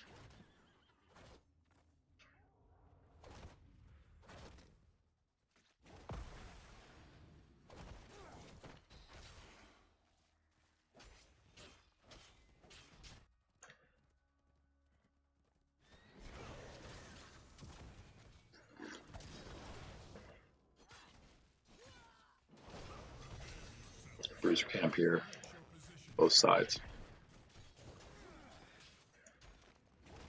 But a nice little push here from Hogger and ETC while this happens.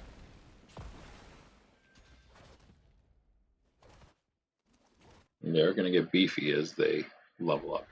Level 10s, very close XP for both here, level 10s for both teams. This fight's going to be big. Deathwing just flies herself into the tower, so that's going to be huge for the Night Elves going into this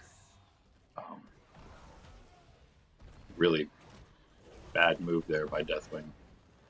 Sometimes, sometimes you fly a little further than you expect. Yes, I never played Deathwing yet, so I do look forward to that. I think the new champion rotations today, right? Might have to play some heroes for reals later. But anyway, right now, Murky taking out Sylvanas again.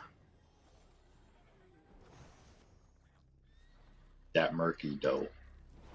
And again, they do have some heals. They don't have Turon Malfurion heals, but they do have Alex Strauss. Deathwing and ETC trying to do the damage here. Illidan's not going to have a whole lot of luck fighting them. Tron and Maiev aren't going to have much luck either, especially now with Alex Strauss down there. Oh man, but they might take it to her quite a bit. Not a whole lot of focus on the heroes here. Hogger going to come join them, making it a four-man immortal squad against that three up there who just all got stunned. Right now it's looking like it's going to go to the Bad Animals. Yeah. No doubt. Oof. Deathwing goes in.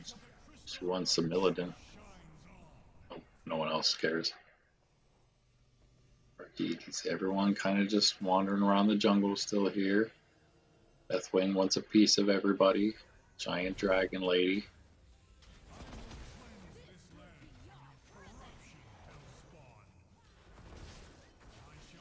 Alexstrasza goes pretty low. I am not going to go in. ETC backs off, leaves Deathwing there 3v1. Hogger's going to come down and lend some support or just throw his face in the middle of the fight and go crazy.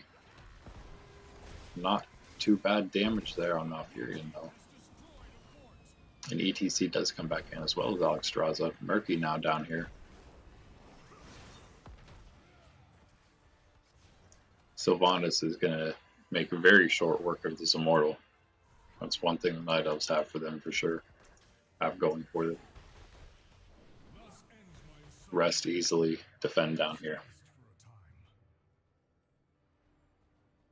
And really the Night Elves don't lose a whole lot. And they get a kill on Hogger. That's going to help. They could take this fight for sure. 4v2 Deathwing and ETC against the entire Night Elf squad. Save for Illidan, who's dueling Murky down bottom, which, I mean, are never really the greatest decision to duel Murky. Especially if he's starting to do damage to you. Just leave. Just stop. This is when you just stop. This is going to pop right back up anyway. Go do something else. These guys take out Deathwing. That's good. Get a little bit of a see. They have the advantage again. 13s for both, but level advantage remains with the Night Elves. Despite the decent push that the Bad Animals were able to make with the... Well, they didn't make a decent push with the Immortal, but they were able to get the Immortal, which I guess if nothing else, it helps them survive a little longer. You know, if you're not dealing with the Immortal, that's nice. Even if Sylvanas is going to smash it real fast. This isn't going to be great for them. There were 3 of them up there, so I think maybe the bad animals would get some kind of push going down here, but no, because Sylvanas, again, defending nicely. And Tyrande here to make sure she doesn't die, I suppose, in Immortals in 9. Deathwing, Hogger now as well, fighting Malfuri and Maiev. They back off and go for Immortals. Murky gonna go for instant attack on the Immortal. Maiev laying down a bit of damage, he'll just back out and get a big heal from one heal from Alexstrasza, his entire health bar, so.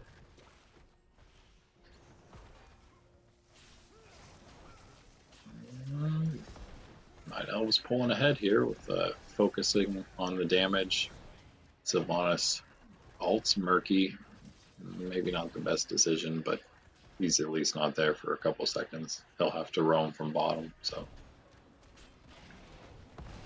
Hogger has to leave. Sylvanas doing some decent defense here. But ETC just puts out just enough damage. It's close enough. This is anyone's fight right now. Everyone up, everyone here except Murky. Sylvanas actually at Hogger just came up, so. Maiev's going to try to defend against Alexstrasza ETC. She's probably not going to be able to do that, but if she can keep them away long enough, the rest of the Night Elf squad, Sylvanas is there now, that might deter them. This is pretty close. But now Murky in there, and Murky don't care. He's going to stand right next to that thing till it's gone. And it looks like it's going to be another Immortal for the bad animals. A little closer than last time, but yes, they got it. Sylvanas taking out Alexstrasza though, before that happens.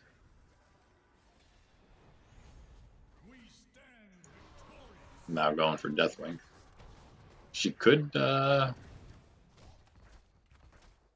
is good enough, she might be able to do this. She's losing a lot of health in the process. They could probably use her down here anyway. But with the rest of the team, there goes Murky. A lot of focus on him. This isn't what they should. Yeah, they should either, I would assume, have 4 on this and Sylvanas top, or Sylvanas on this and 4 top. Not Maiev and Illidan trying to take it out, but instead trying to kill Hogger and take out the minion wave and let the kill the thing that's killing everything. Silly people. Sylvanas gonna go down there now. She'll handle that.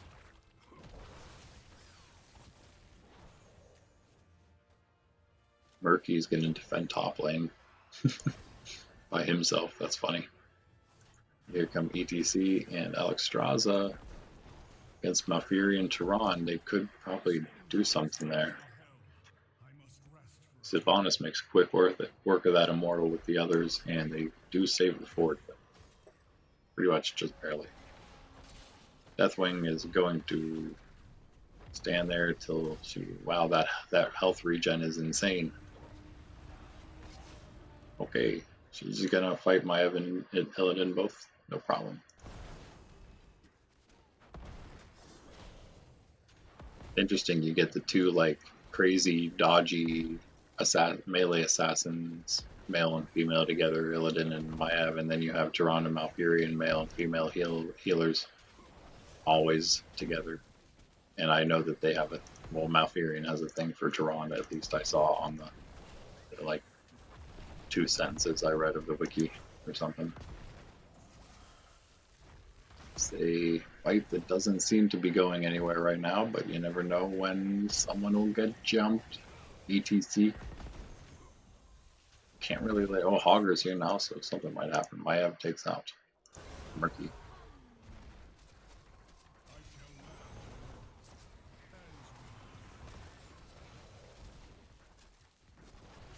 Ooh, Alexstrasza goes down. Sylvanas shows up, and the damage that wasn't there before for either team shows up massively in Sylvanas for the Night Elves, and that's when I'm going to clear that, save that tower, no problem.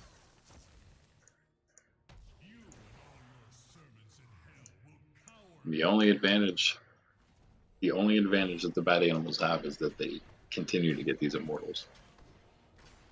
I would say well, the next immortal for the Night Elves will go bottom, so. Oof, Sylvanas. Trying to do some, I think she was trying to do some mind control things, but Hogger took her out, and this looks like it's going to be another bad animal immortal. Putting down good damage so far.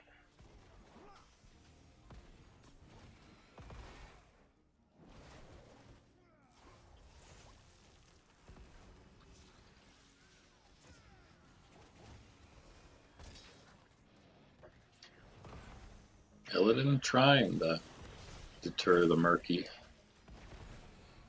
That's hard to do. Augur's close to death. ETC does go down to Maiev. Malfurion kind of chasing the Hogger there. Oh man. Tyrande with the owl.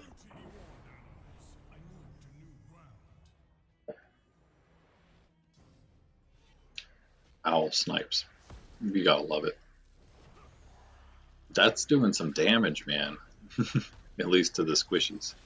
Might like do half a Murky's health bar if she hits him with an owl. Yeah, I think. Well, wait a second. Can Malfurion?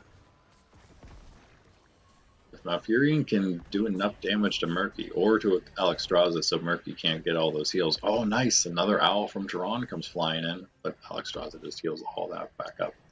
They need to focus, Illidan focus, and they do have a chance. Deathwing coming in could secure this though for the bad animals. But she's not doing much. Illidan gonna come help his bro. Nope, he's just gonna wander around in the middle. Deathwing not too sure what she's gonna do either, so that's okay. Sylvanas shows up. All this indecision lets the rest of the teammates come. Sylvanas gonna add her damage, and this is going to be an immortal to the Night Elves. And I think that should have probably ended up going to the bad animals, but a little bit of sloppy play there from the bots. As Maiev pushes hard top lane into the base, so this will probably end up being a decent immortal bottom lane just because, yeah, they're going to have to deal with Maiev and Sylvanas now who shows up. This Deathwing is not going to survive, I don't think. That's a lot of damage between the two of them. Maiev pretty low on health and mana. I meant to say on mana and also on health now. Super low. Malfurion showing up. That's going to turn the tides of this. Sylvanas is going to stay there and just blap both of those with crazy arrows constantly. Alexstrasza is not going to be able to heal all of that damage back. Big push for the Night Elves. This Immortal is definitely going to take that fort out. It may even go further with Maiev and Tyrande there. Oh man, Murky's gone immediately. He's just going to pop right back up in 2 seconds right here. And there he is. Look at that health bar. Look at that Murky health bar. Oh man, he has so much health. He actually looks like he has more health than Tyrande almost. But that is game. And just like that, the Night Elves turning things around a bit. Just kind of needed to get it together, perhaps. They had semi-control of the match. It was kind of back and forth. It was anyone's match most of that time. Again, that last Immortal gonna be the decisive one. And then with that top push to compensate, or to offset it, I suppose. Wow. Exactly 66,000. How about that? But it goes to, well, Maiev, I would say. Probably Maiev.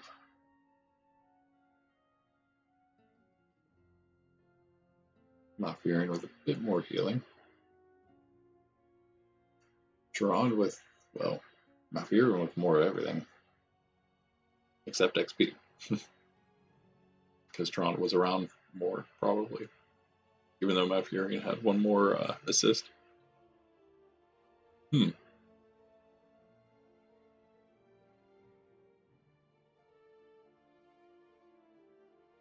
Maiev. It would have to be between Maiev and Malfurion. I suppose I'll give it to Maiev.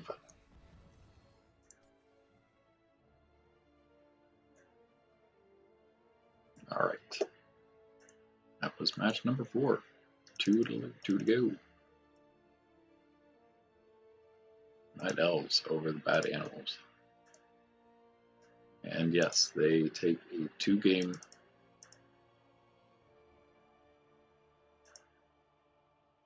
margin, gain a 2-game game margin over the Alliance, and a 3 over the Good Animals. That's pretty solid work so far. Bad Animals.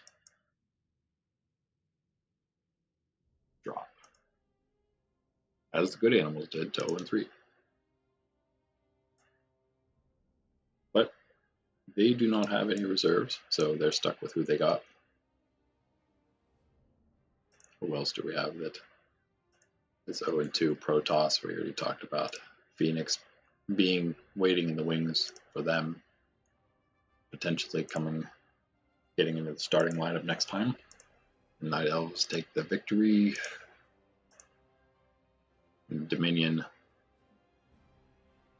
not looking for any team changes just yet, I would say. And now, yeah, we have Overwatch versus Humans.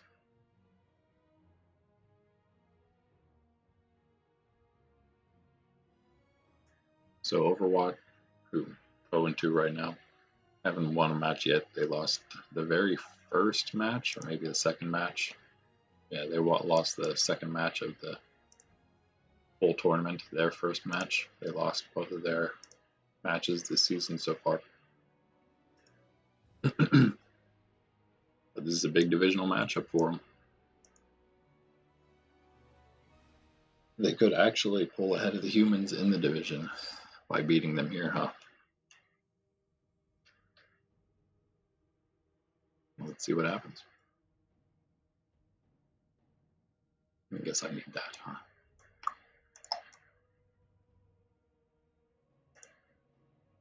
Battlefield of Eternity. Overwatch first. And that will be me as an observer. That will be Tracer.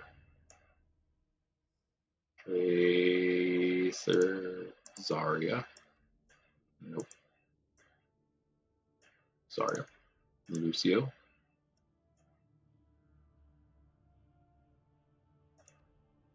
Genji. And D.Va. Against Nazeebo.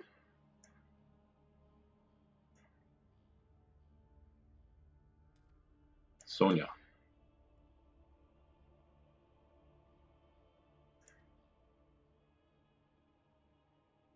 Vala.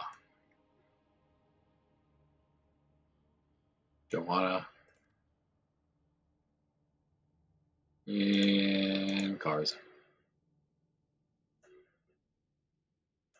And of course, they have first Li Ming in their reserves, and then Cassia and Deckard Cain.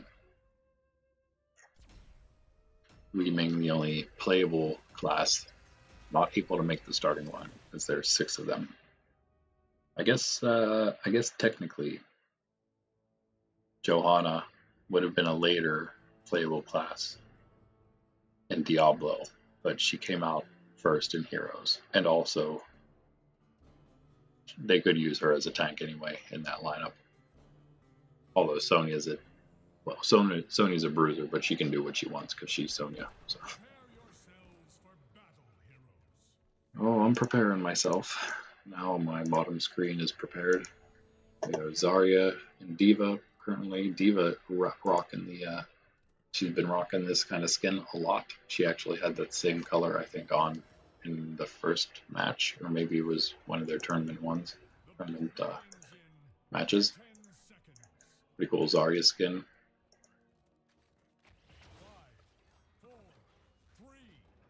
Tracer's got her like Amazon or whatever skin on. Awesome Lucio skin. Pink Frog, Lucio, Genji. They're gonna go 4 top now. Genji's got like one of the dragon skins on, I think, maybe, possibly. Looks decent. I like how he just sits on the horse like that. Lucio's gonna solo bot, and we have this thing going on because we clicked on somebody. Couldn't see anybody else with the other team. Sonya's got an okay skin, I guess. I'm not a huge fan of that type of skin of Sonya's. Joanna's got a pretty cool looking skin on, from what I can see. Nothing doing just yet here. Genji had to tap already, and oh my goodness, Vala putting the damage down. Vala skin's decent. Looks kind of normal. Karzim also looks sort of normal, but not quite. Yeah, he's the oh man, Genji just wrecked Vala. Karzim's got a decent one on too. That's not a very much normal when you've got the trunks on. Diva mech taking a bit of damage there. Lucio gonna come try to defend here. Zarya gonna help him. Their heals and support there. They have a pretty good team comp too, I would say. They have Mai. I don't know if they have another one in reserve, but they do have Mai, and maybe we'll see her next time. She is a tank. Perhaps she'll replace an assassin or Zarya, maybe. I don't know. Not that Zarya is bad, but something that'll round out the team comp a little more.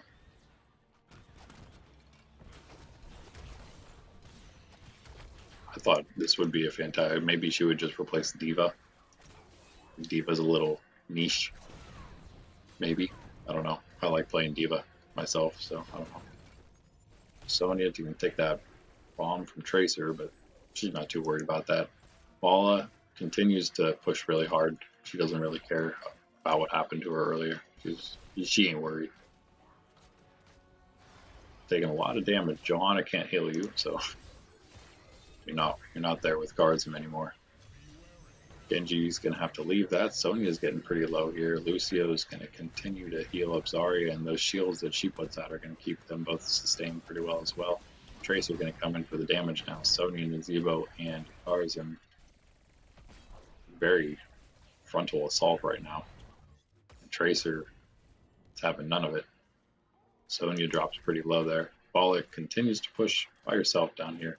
Johanna tapped, and it looks like she's going to go help out in the jungle. Karzim escapes with not much health. Nazebo looks like he's going to try to defend the Tracer Diva Lucio. Onslaught. Ooh, Tracer should just probably get out of there.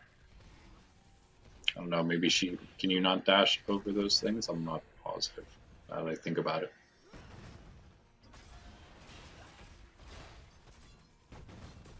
Johanna, Sonya, decent damage. And the Overwatch Immortal, or yes. Nazebo takes out Lucio. There goes the health, the healing, but Zarya's shield's still in play. And the 3 Overwatch do, wow. The 3 Overwatch almost fend off. Almost do enough, I should say. They kept it close. Kept it quite close. These Karzim Sonya I don't think that, well, yeah, Diva's there now. She's going to try to stop him. Man, they do a lot of damage. Johanna took out Genji, so looks like that is going to be Humans Immortal. Yeah, Vala is going to come in with like 0 health. That's kind of dangerous. But they got 5 strong now on the offense. They'll take that out. Not a huge shield on it, but certainly better than not having an immortal at all, right?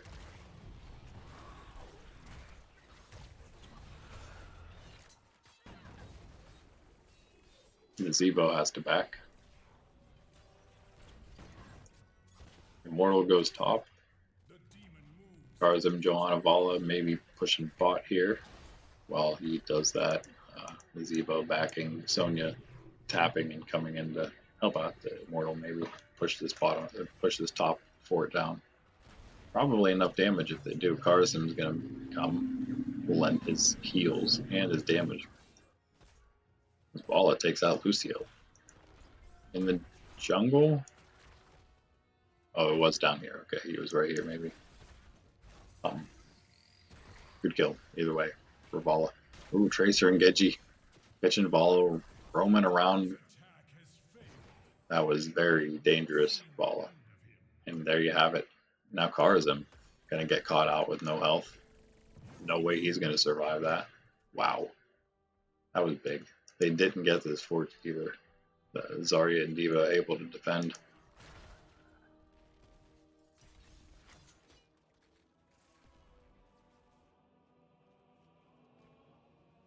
D.Va pretty low.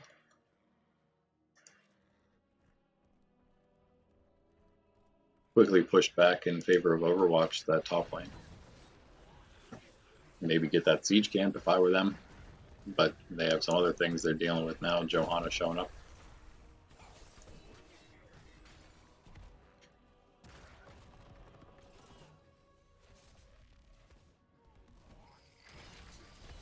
Zebo Sonya against Lucio. Genji down here. Vala taken out. Tracer in the jungle. A little bit of payback there. And gets Genji. A lot of payback there.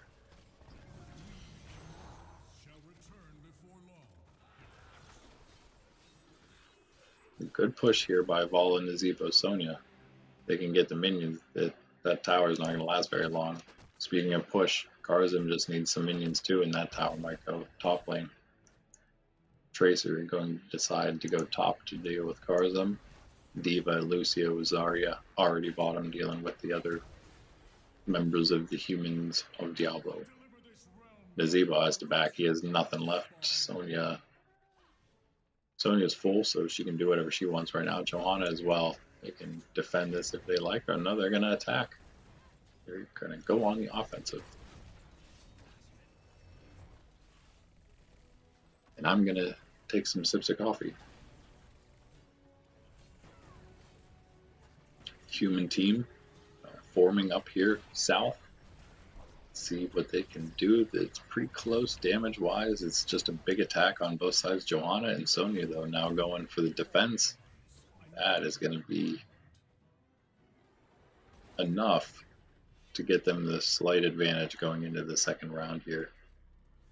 But if they do that again, they should. Sonya taking out Tracer. Very nice.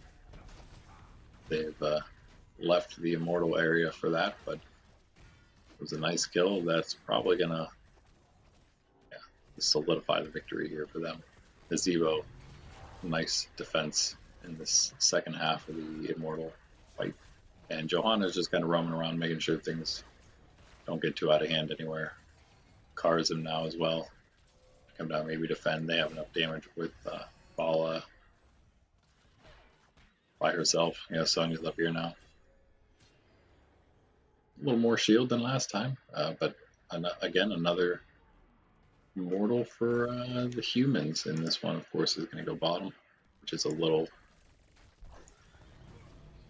less pushed, a little less pushed than top.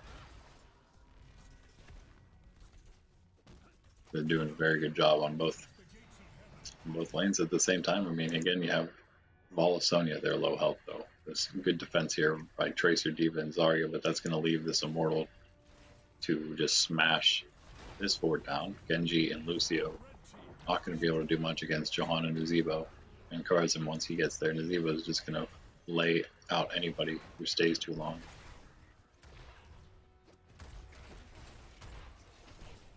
as the Immortal continues on to the second fort. Takes out one tower. Ooh, nice Johanna pulling people forward just a little more to get that kill maybe. The wall's down. We have 4. D.Va does not have her mech up right now. She's going to go down. So we have all three of Overwatch's available heroes. Trying to take out this Immortal. Not really, but kind of. Or at least there. Finally they get it. Half of their inner fort gone. And Sonya easily going to push down this outer fort top lane. And Zarya late on the defense. Going to take a ton of damage. Ton of health loss from Sonya. Loss of health. Loss of vitality. Ooh, now Lucio goes in by himself on Sonya. That's not smart. He loses over half his health. Zarya taps. Lucio's going to stay. Bruiser camp. Karzim gets it for the humans. And that's going to definitely help that top push out. Overwatch has enough to deal with other areas. Looks like they're stuck in a pretty tough division.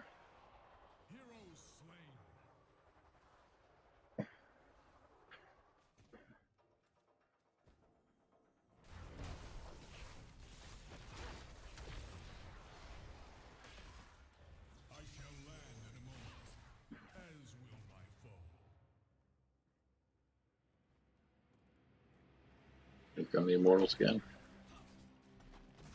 Overwatch sort of stuck in the base.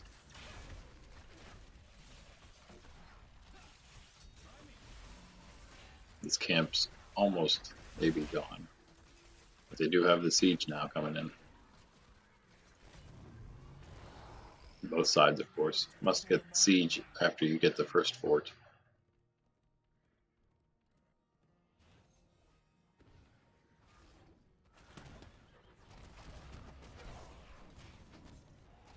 Most of Overwatch there toward the humans. Immortal, no. Now Genji and Trace are going to defend against Sonya and Zebo down at theirs.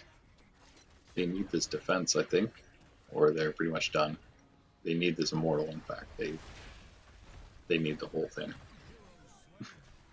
Uh-oh. Lucio goes down to the Immortal. As the humans very quickly take out half the health. Looks like Overwatch was only able to get a quarter. Should be a very quick one here. Johanna, Nazebo, Sonya now 2 on the attack. Karzim is even trying to defend against D.Va, Tracer, Zarya on their Immortals, so they're not even going to get to half that thing. So an immense shield coming in now for this probably final Immortal for the humans. It looks like as the Zerg did as well, are going to actually, I guess they're not necessarily going to redeem themselves. They're going to now take a 2-game win streak after losing their first one to the Zerg, actually, or not the Zerg, to the Demons, the other of the division between these two. Red team has destroyed bottom. Humans take that out, no problem. Sonya goes down though. That fort's not going to last anyway. In fact, that Immortal has a lot of health left. I mean, it has all its health left. It still has a shield. So, yeah, I think this might be game. See if the entire Overwatch team is here. They are trying, but now you get Karzim, Nazebo. Ball is here. Yeah, that is gonna do it. Good game from the humans. I guess a decent effort from Overwatch. Perhaps our shortest match of the day so far, though. 14-25. Humans take it.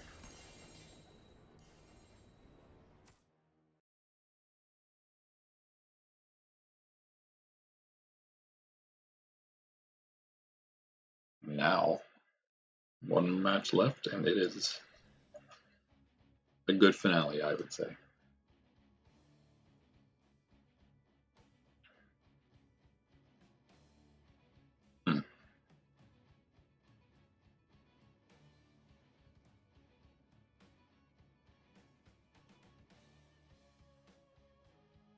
Nazebo,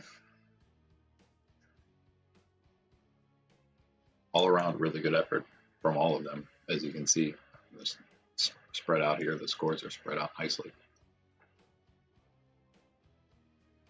Hard to say. I kind of want to even give it to Joanna here. I do take into account the 0 deaths a lot, so. 4 takedowns, 0 deaths, pretty decent push damage.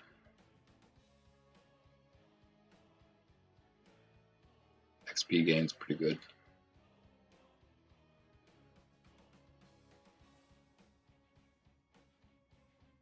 But then the Zebo, you got to give it to Zebo. Johanna comes close with those stats, but I think the Zebos are just a bit better.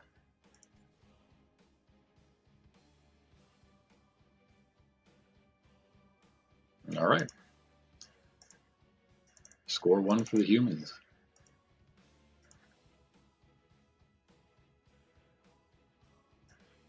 And that means this, of course, stays the same.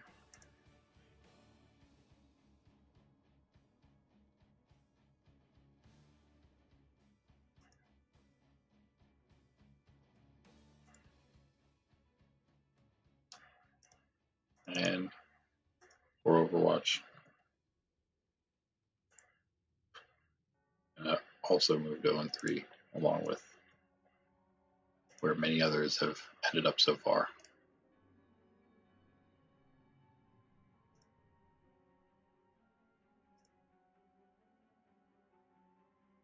Now we have one more.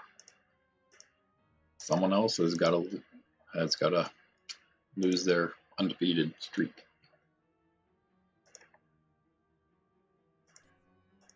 Horde versus Villains. What did I say? It was Horde. No, Villains versus Horde. That's right.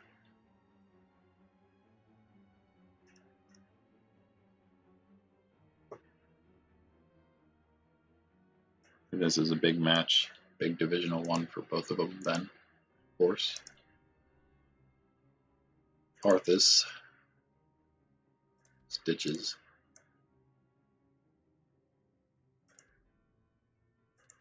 Ragnaros, Anub'arak, and Kel'Thuzad against Baslo, Rhaegar,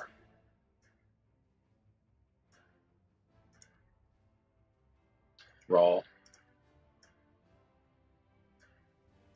Rexxar, and Gul'dan. Start game.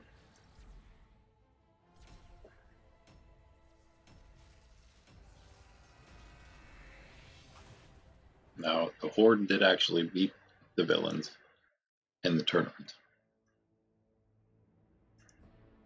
So this isn't their first bout.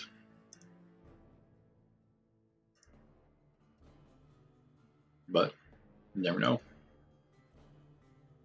Maybe they're the ones to give the Horde their first loss. Could be.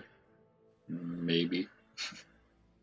Their downfall, of course, is not having any heals.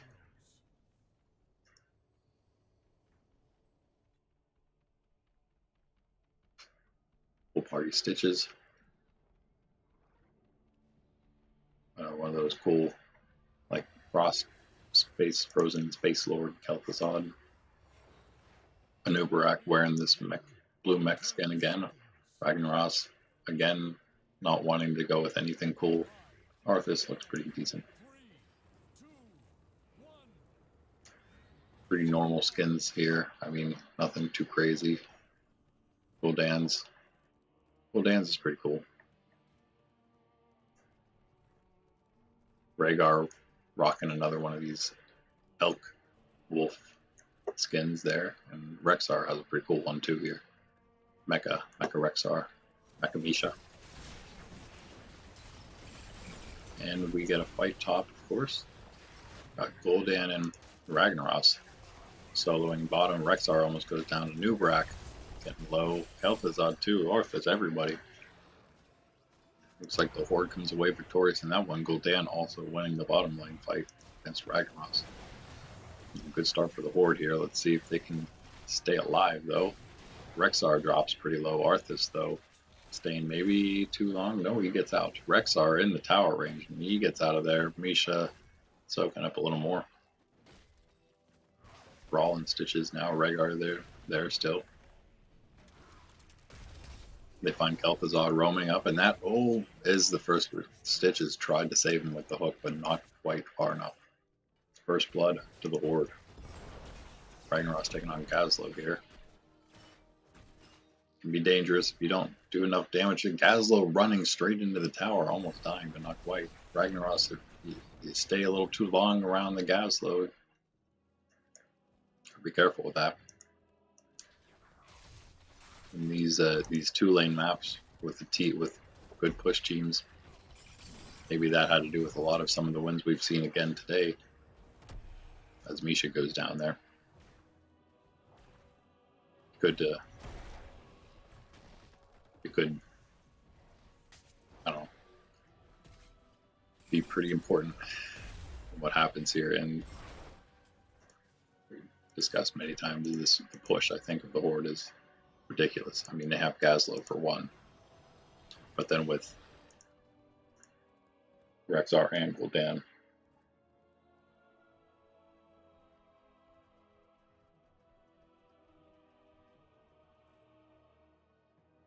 what are you doing, dog? I thought she was dreaming about eating peanut butter, but maybe she was just making weird noises with her mouth in general. Ragnaros, Nubrak dies to minion death or somewhere, or around minions to somebody. Gul'dan will take out Ragnaros. Immortals spawning here.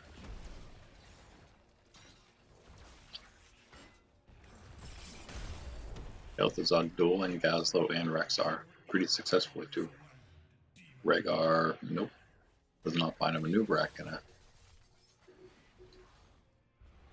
come in for the attack. Rhaegar gonna leave. Rexar gonna defend against the villains here. Gul'dan, Thrall, and Rhaegar putting down the damage. Stitch is gonna defend for the villains.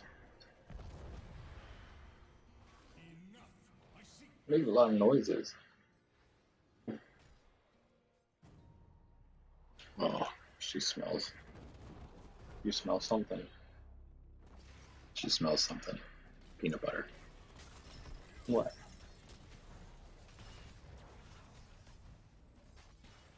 What?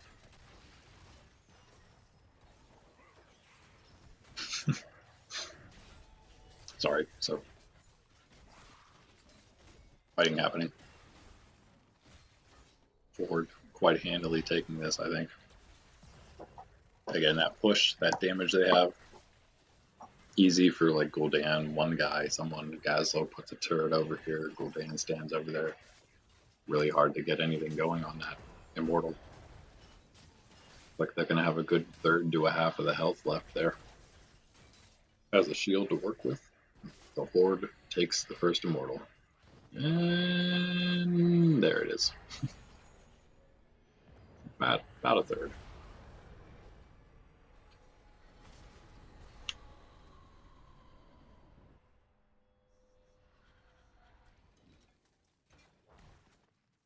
Gazlo, Kel'Thuzad bottom. They're gonna do their thing as everybody else is top with the Immortal. Nubrak has to back, no health. Stitches is low. They get behind the wall for now. But that's not gonna last long.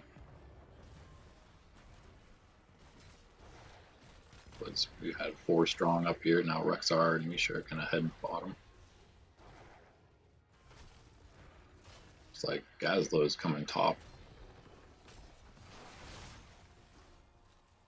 We're missing somebody. Down here. Ooh, where's the other Horde person?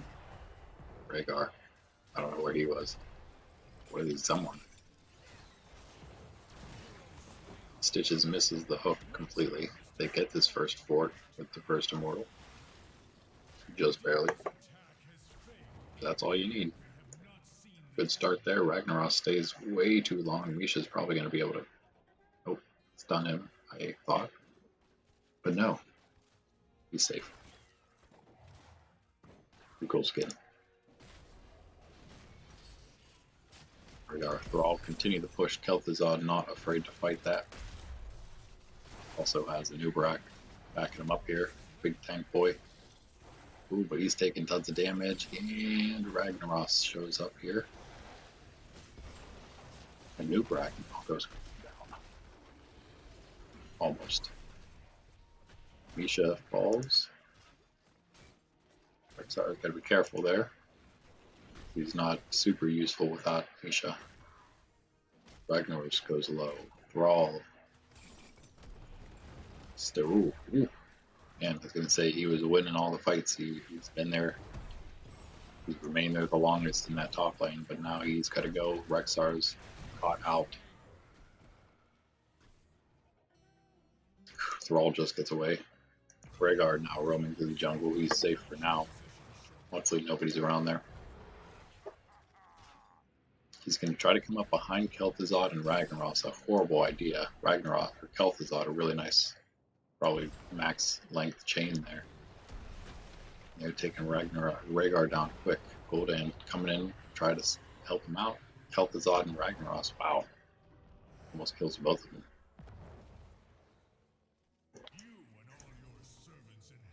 And the Immortals up again. Looks like the Horde may have a better chance at this just based on the health bars perhaps coming into this. Take this chance again, as always, to take some swigs of coffee. Ooh, Stitches taking a lot of damage there. And Gazlo. And I guess Rhaegar too. As the Horde annihilates that. At the same time, they're taking out the Immortal, taking out Stitches almost. Nubrak has to back. Both the tanks now gone. Well, 2 of the 3. I have 3 tanks and 2 assassins.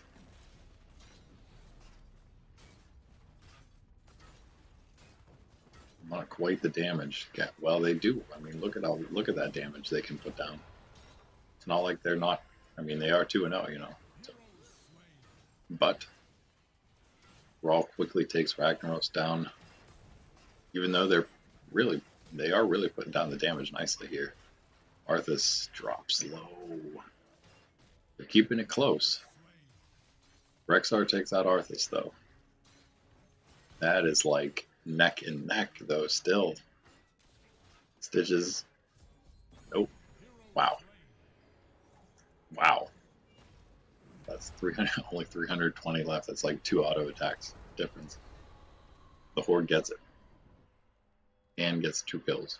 Well, Arthas right at the end of that, and then Kel'Thuzad after the fact.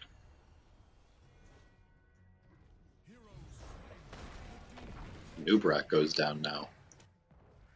And that is going to be a free push right now on the bottom. Stitches indecisive. Kel'Thuzad can go top too. They're all thinking they need to go top and deal with the 3.5 man push. Now 4.5 man push going on top. But this Immortal has free reign on the bottom.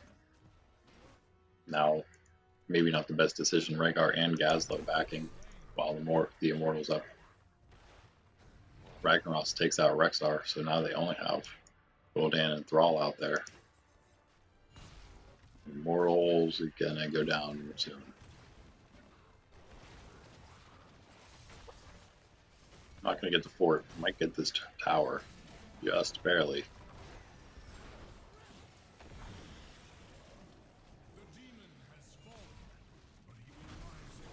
Gazlo. Rhaegar. fighting the 3v2 here. Ragnaros over Nubrak and Stitches.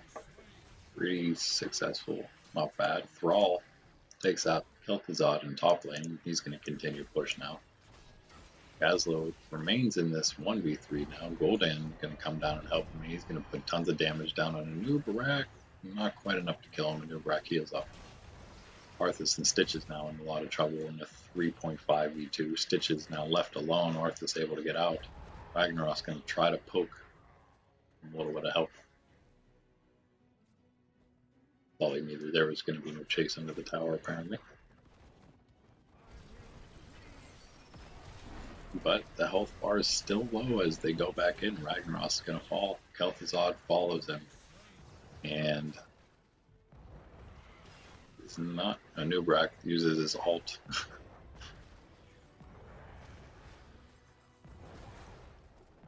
I was going to say, I'm not sure if we'll make it to the next Immortal here. We might though. They'll probably back off this push. But the next Immortal, if they get it, that'll be it. And we might have an even faster match here with the two undefeated teams. I mean, it's only 2-0, I guess. It's not super undefeated yet, but wow, Gazlo barely making it out. Yeah, it's possible. Villains just had two easy matches. Bad Animals would have been one of them. I remember who else they fought.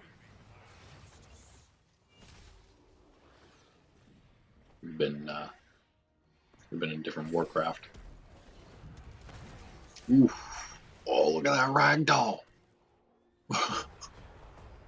Oh man, Rexar. That was rough.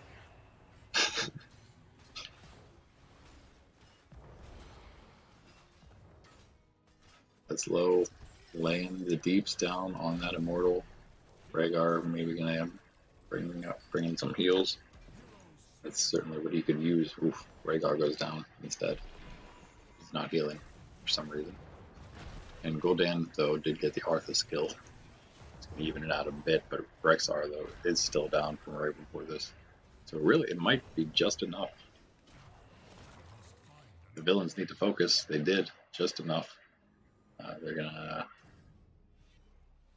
not a huge advantage, but they'll take an advantage here. They have to be careful though, because 16 is out now for the board. Stitch is a nice pull, not a useful one, but pretty nice. And the Horde has this pretty locked up, it looks like. Nothing doing for the villains, unfortunately. They had a good shot at that. I thought. Actually, I had it wrong. The Horde had the advantage going in, but the villains did have it kind of close.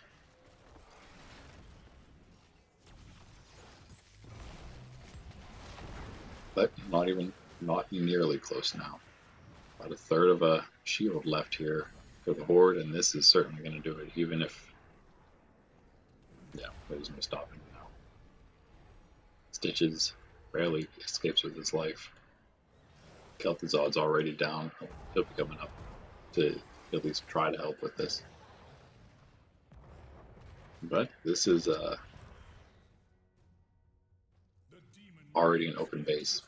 Not going to last very much longer here. All four of them are down here. One top of Nubrak. Stitches. Ooh, saving Ragnaros there. Kel'Thuzad's just going to have to die. Nubrak. No health left, backs off. Ragnaros, no health, goes in to try to deal with the Immortal, but he decides he can't because he has no health.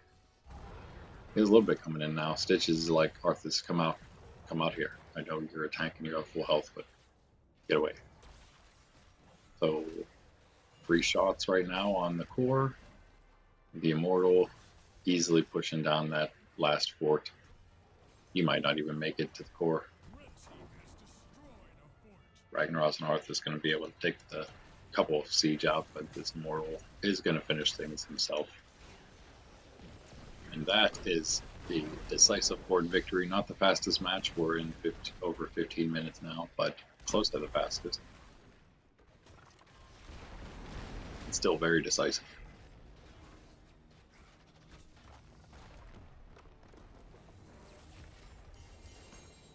There you have it. I guess wasn't as close as we may have thought it would be in a two undefeated team match, but we also know, those who have seen previous matches or just know enough about heroes, but you never know really with some of the way some of these matches have been going. But the Horde was perhaps going to have a pretty decisive victory there, and they did. I forgot to really look at what those scores were there. So I'll just wait till they come up again on the stream. And in the meantime, I will bring up this Horde. Congratulations on another victory. Remaining at the top of the standings.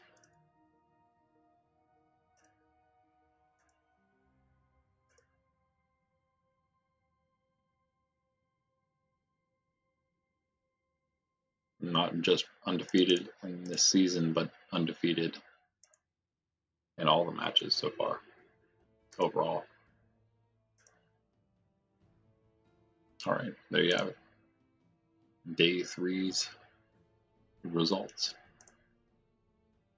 Still watching for that. Look at the screen. I'm going to be up soon. A lot of delay. I didn't realize how much delay there was.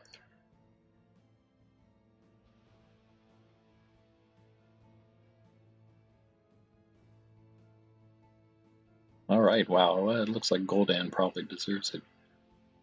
Not for all, but Gul'dan has XP. He has he wins out in like everything other than having one death. I'd give it to Gul'dan.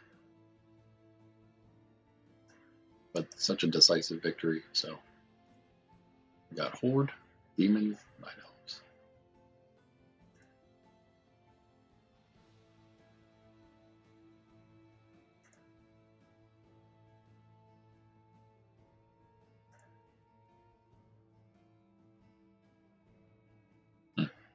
No, I don't want you to do that. Stop it. I know it started the same, but it changes now. The Zerg humans. Wait. 2-0-2-0. I guess not. I guess we will keep the villains in the Dominion.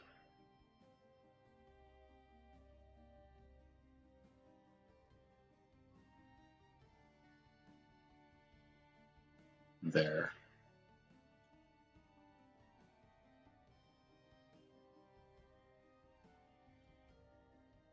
So we'll keep the order. Other than no, yeah, we'll keep the order completely. Villains and Dominion next.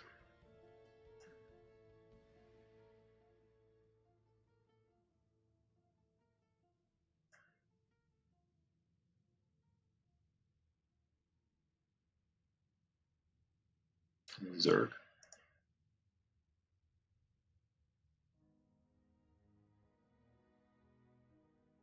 Humans and Alliance.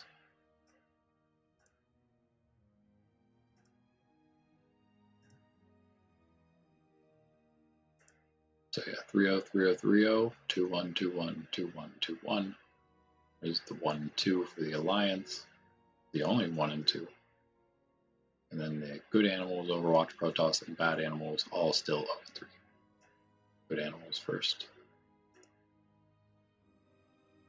They are in probably maybe one of the toughest divisions. It's hard to tell right now, I guess, because the Alliance may have had 2 tough matches to start.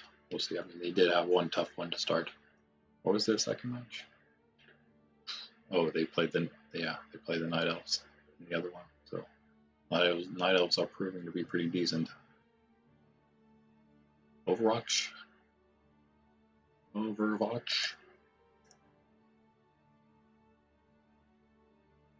Protoss. And finally the Bad Animals still at the bottom.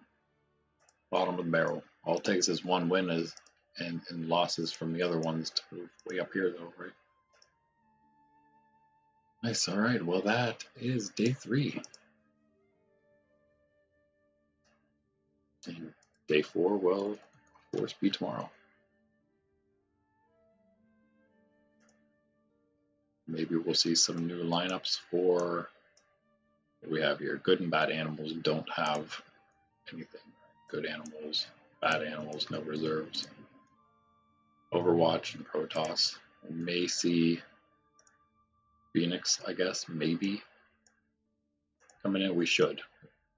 Since they lost 3, we should put Phoenix in for somebody. Just not sure who yet.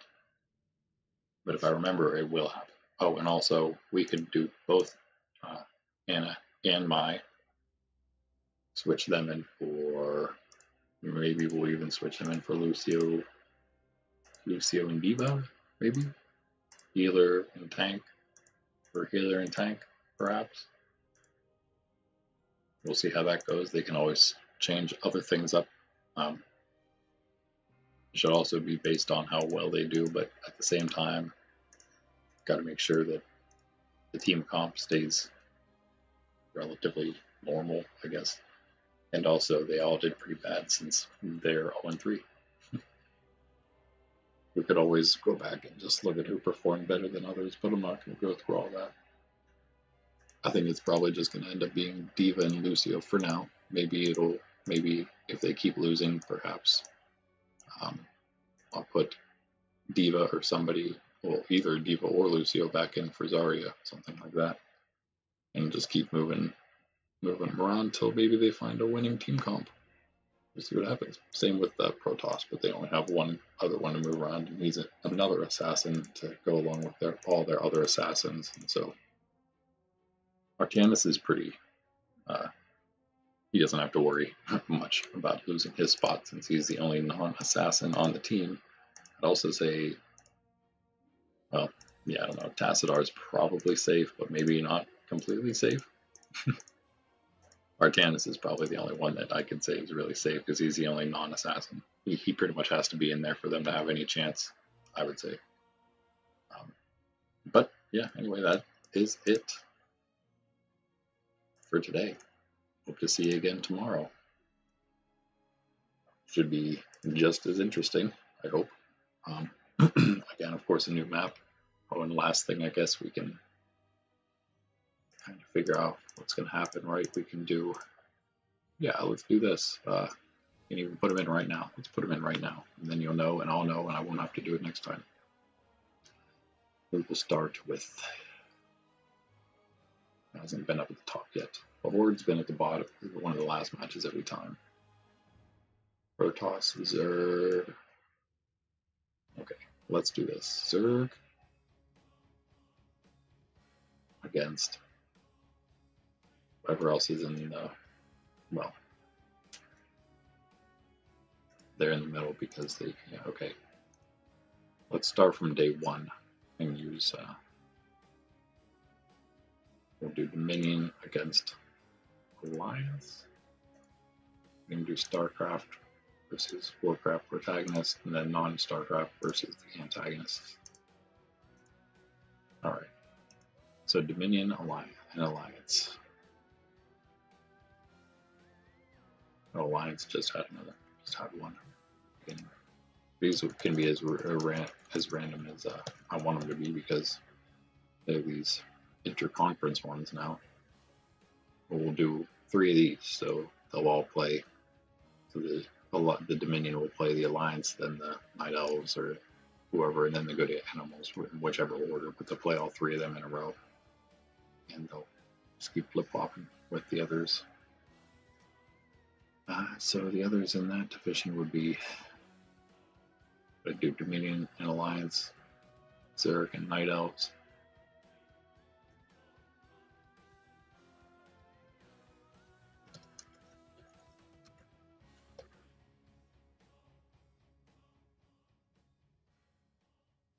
And Protoss versus the Good Animals.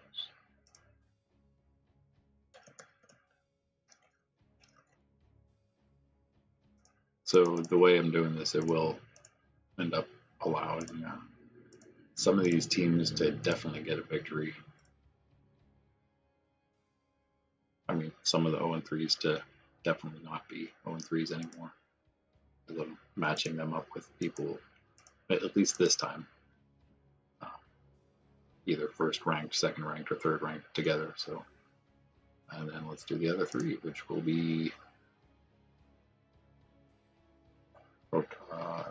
Overwatch and Bad Animals.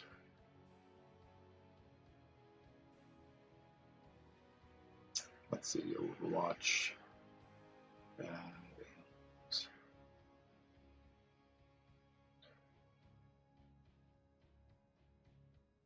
Yeah, they both pretty much have the same thing going on.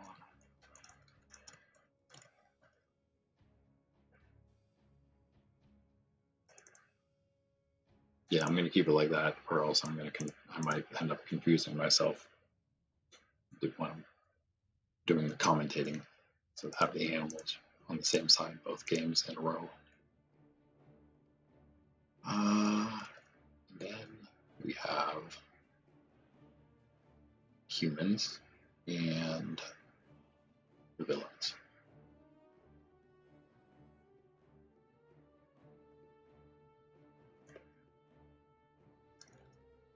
Finally, the Horde versus the Zerg. No. Yeah, no, the demons. Horde versus demons. Ooh, another one. That's again. This is again gonna get rid of some of the undefeateds. Same reason it'll get rid of some of the defeateds. Although again, there's only three, but since there's three, they were bound to play. Two of them were bound to play each other. Same with these 0 and 3s. There's four of them, so they were bound to play each other. And so there's going to be only two defeated teams, but there will be for sure two defeated teams next time. All right, that will certainly shake things up, I think. Keep everybody guessing at who is really the best. But maybe after three more days, it'll start to make a little more sense. Who knows? We'll find out. The way this is going, I may have to do Saturday morning stream as well, just because then we can finish regular season in 3 weeks, 18 games, 18 days, 3 weeks, not counting Sundays, and then that last week will be however many days for the playoffs. Probably just one day. I'd like to just do them all the same day. Maybe I even make I don't know. We'll see. Maybe I'll even make it like a best of 3. So it would maybe drag out a couple days if I did that. Best of 3 makes sense, and then best of 5 for the championship. We'll maybe plan for that. All right. Anyway, that is it for day 3. Join me tomorrow for day 4. Probably like 8:30 Eastern AM. All right. I will hopefully see you then. Peace.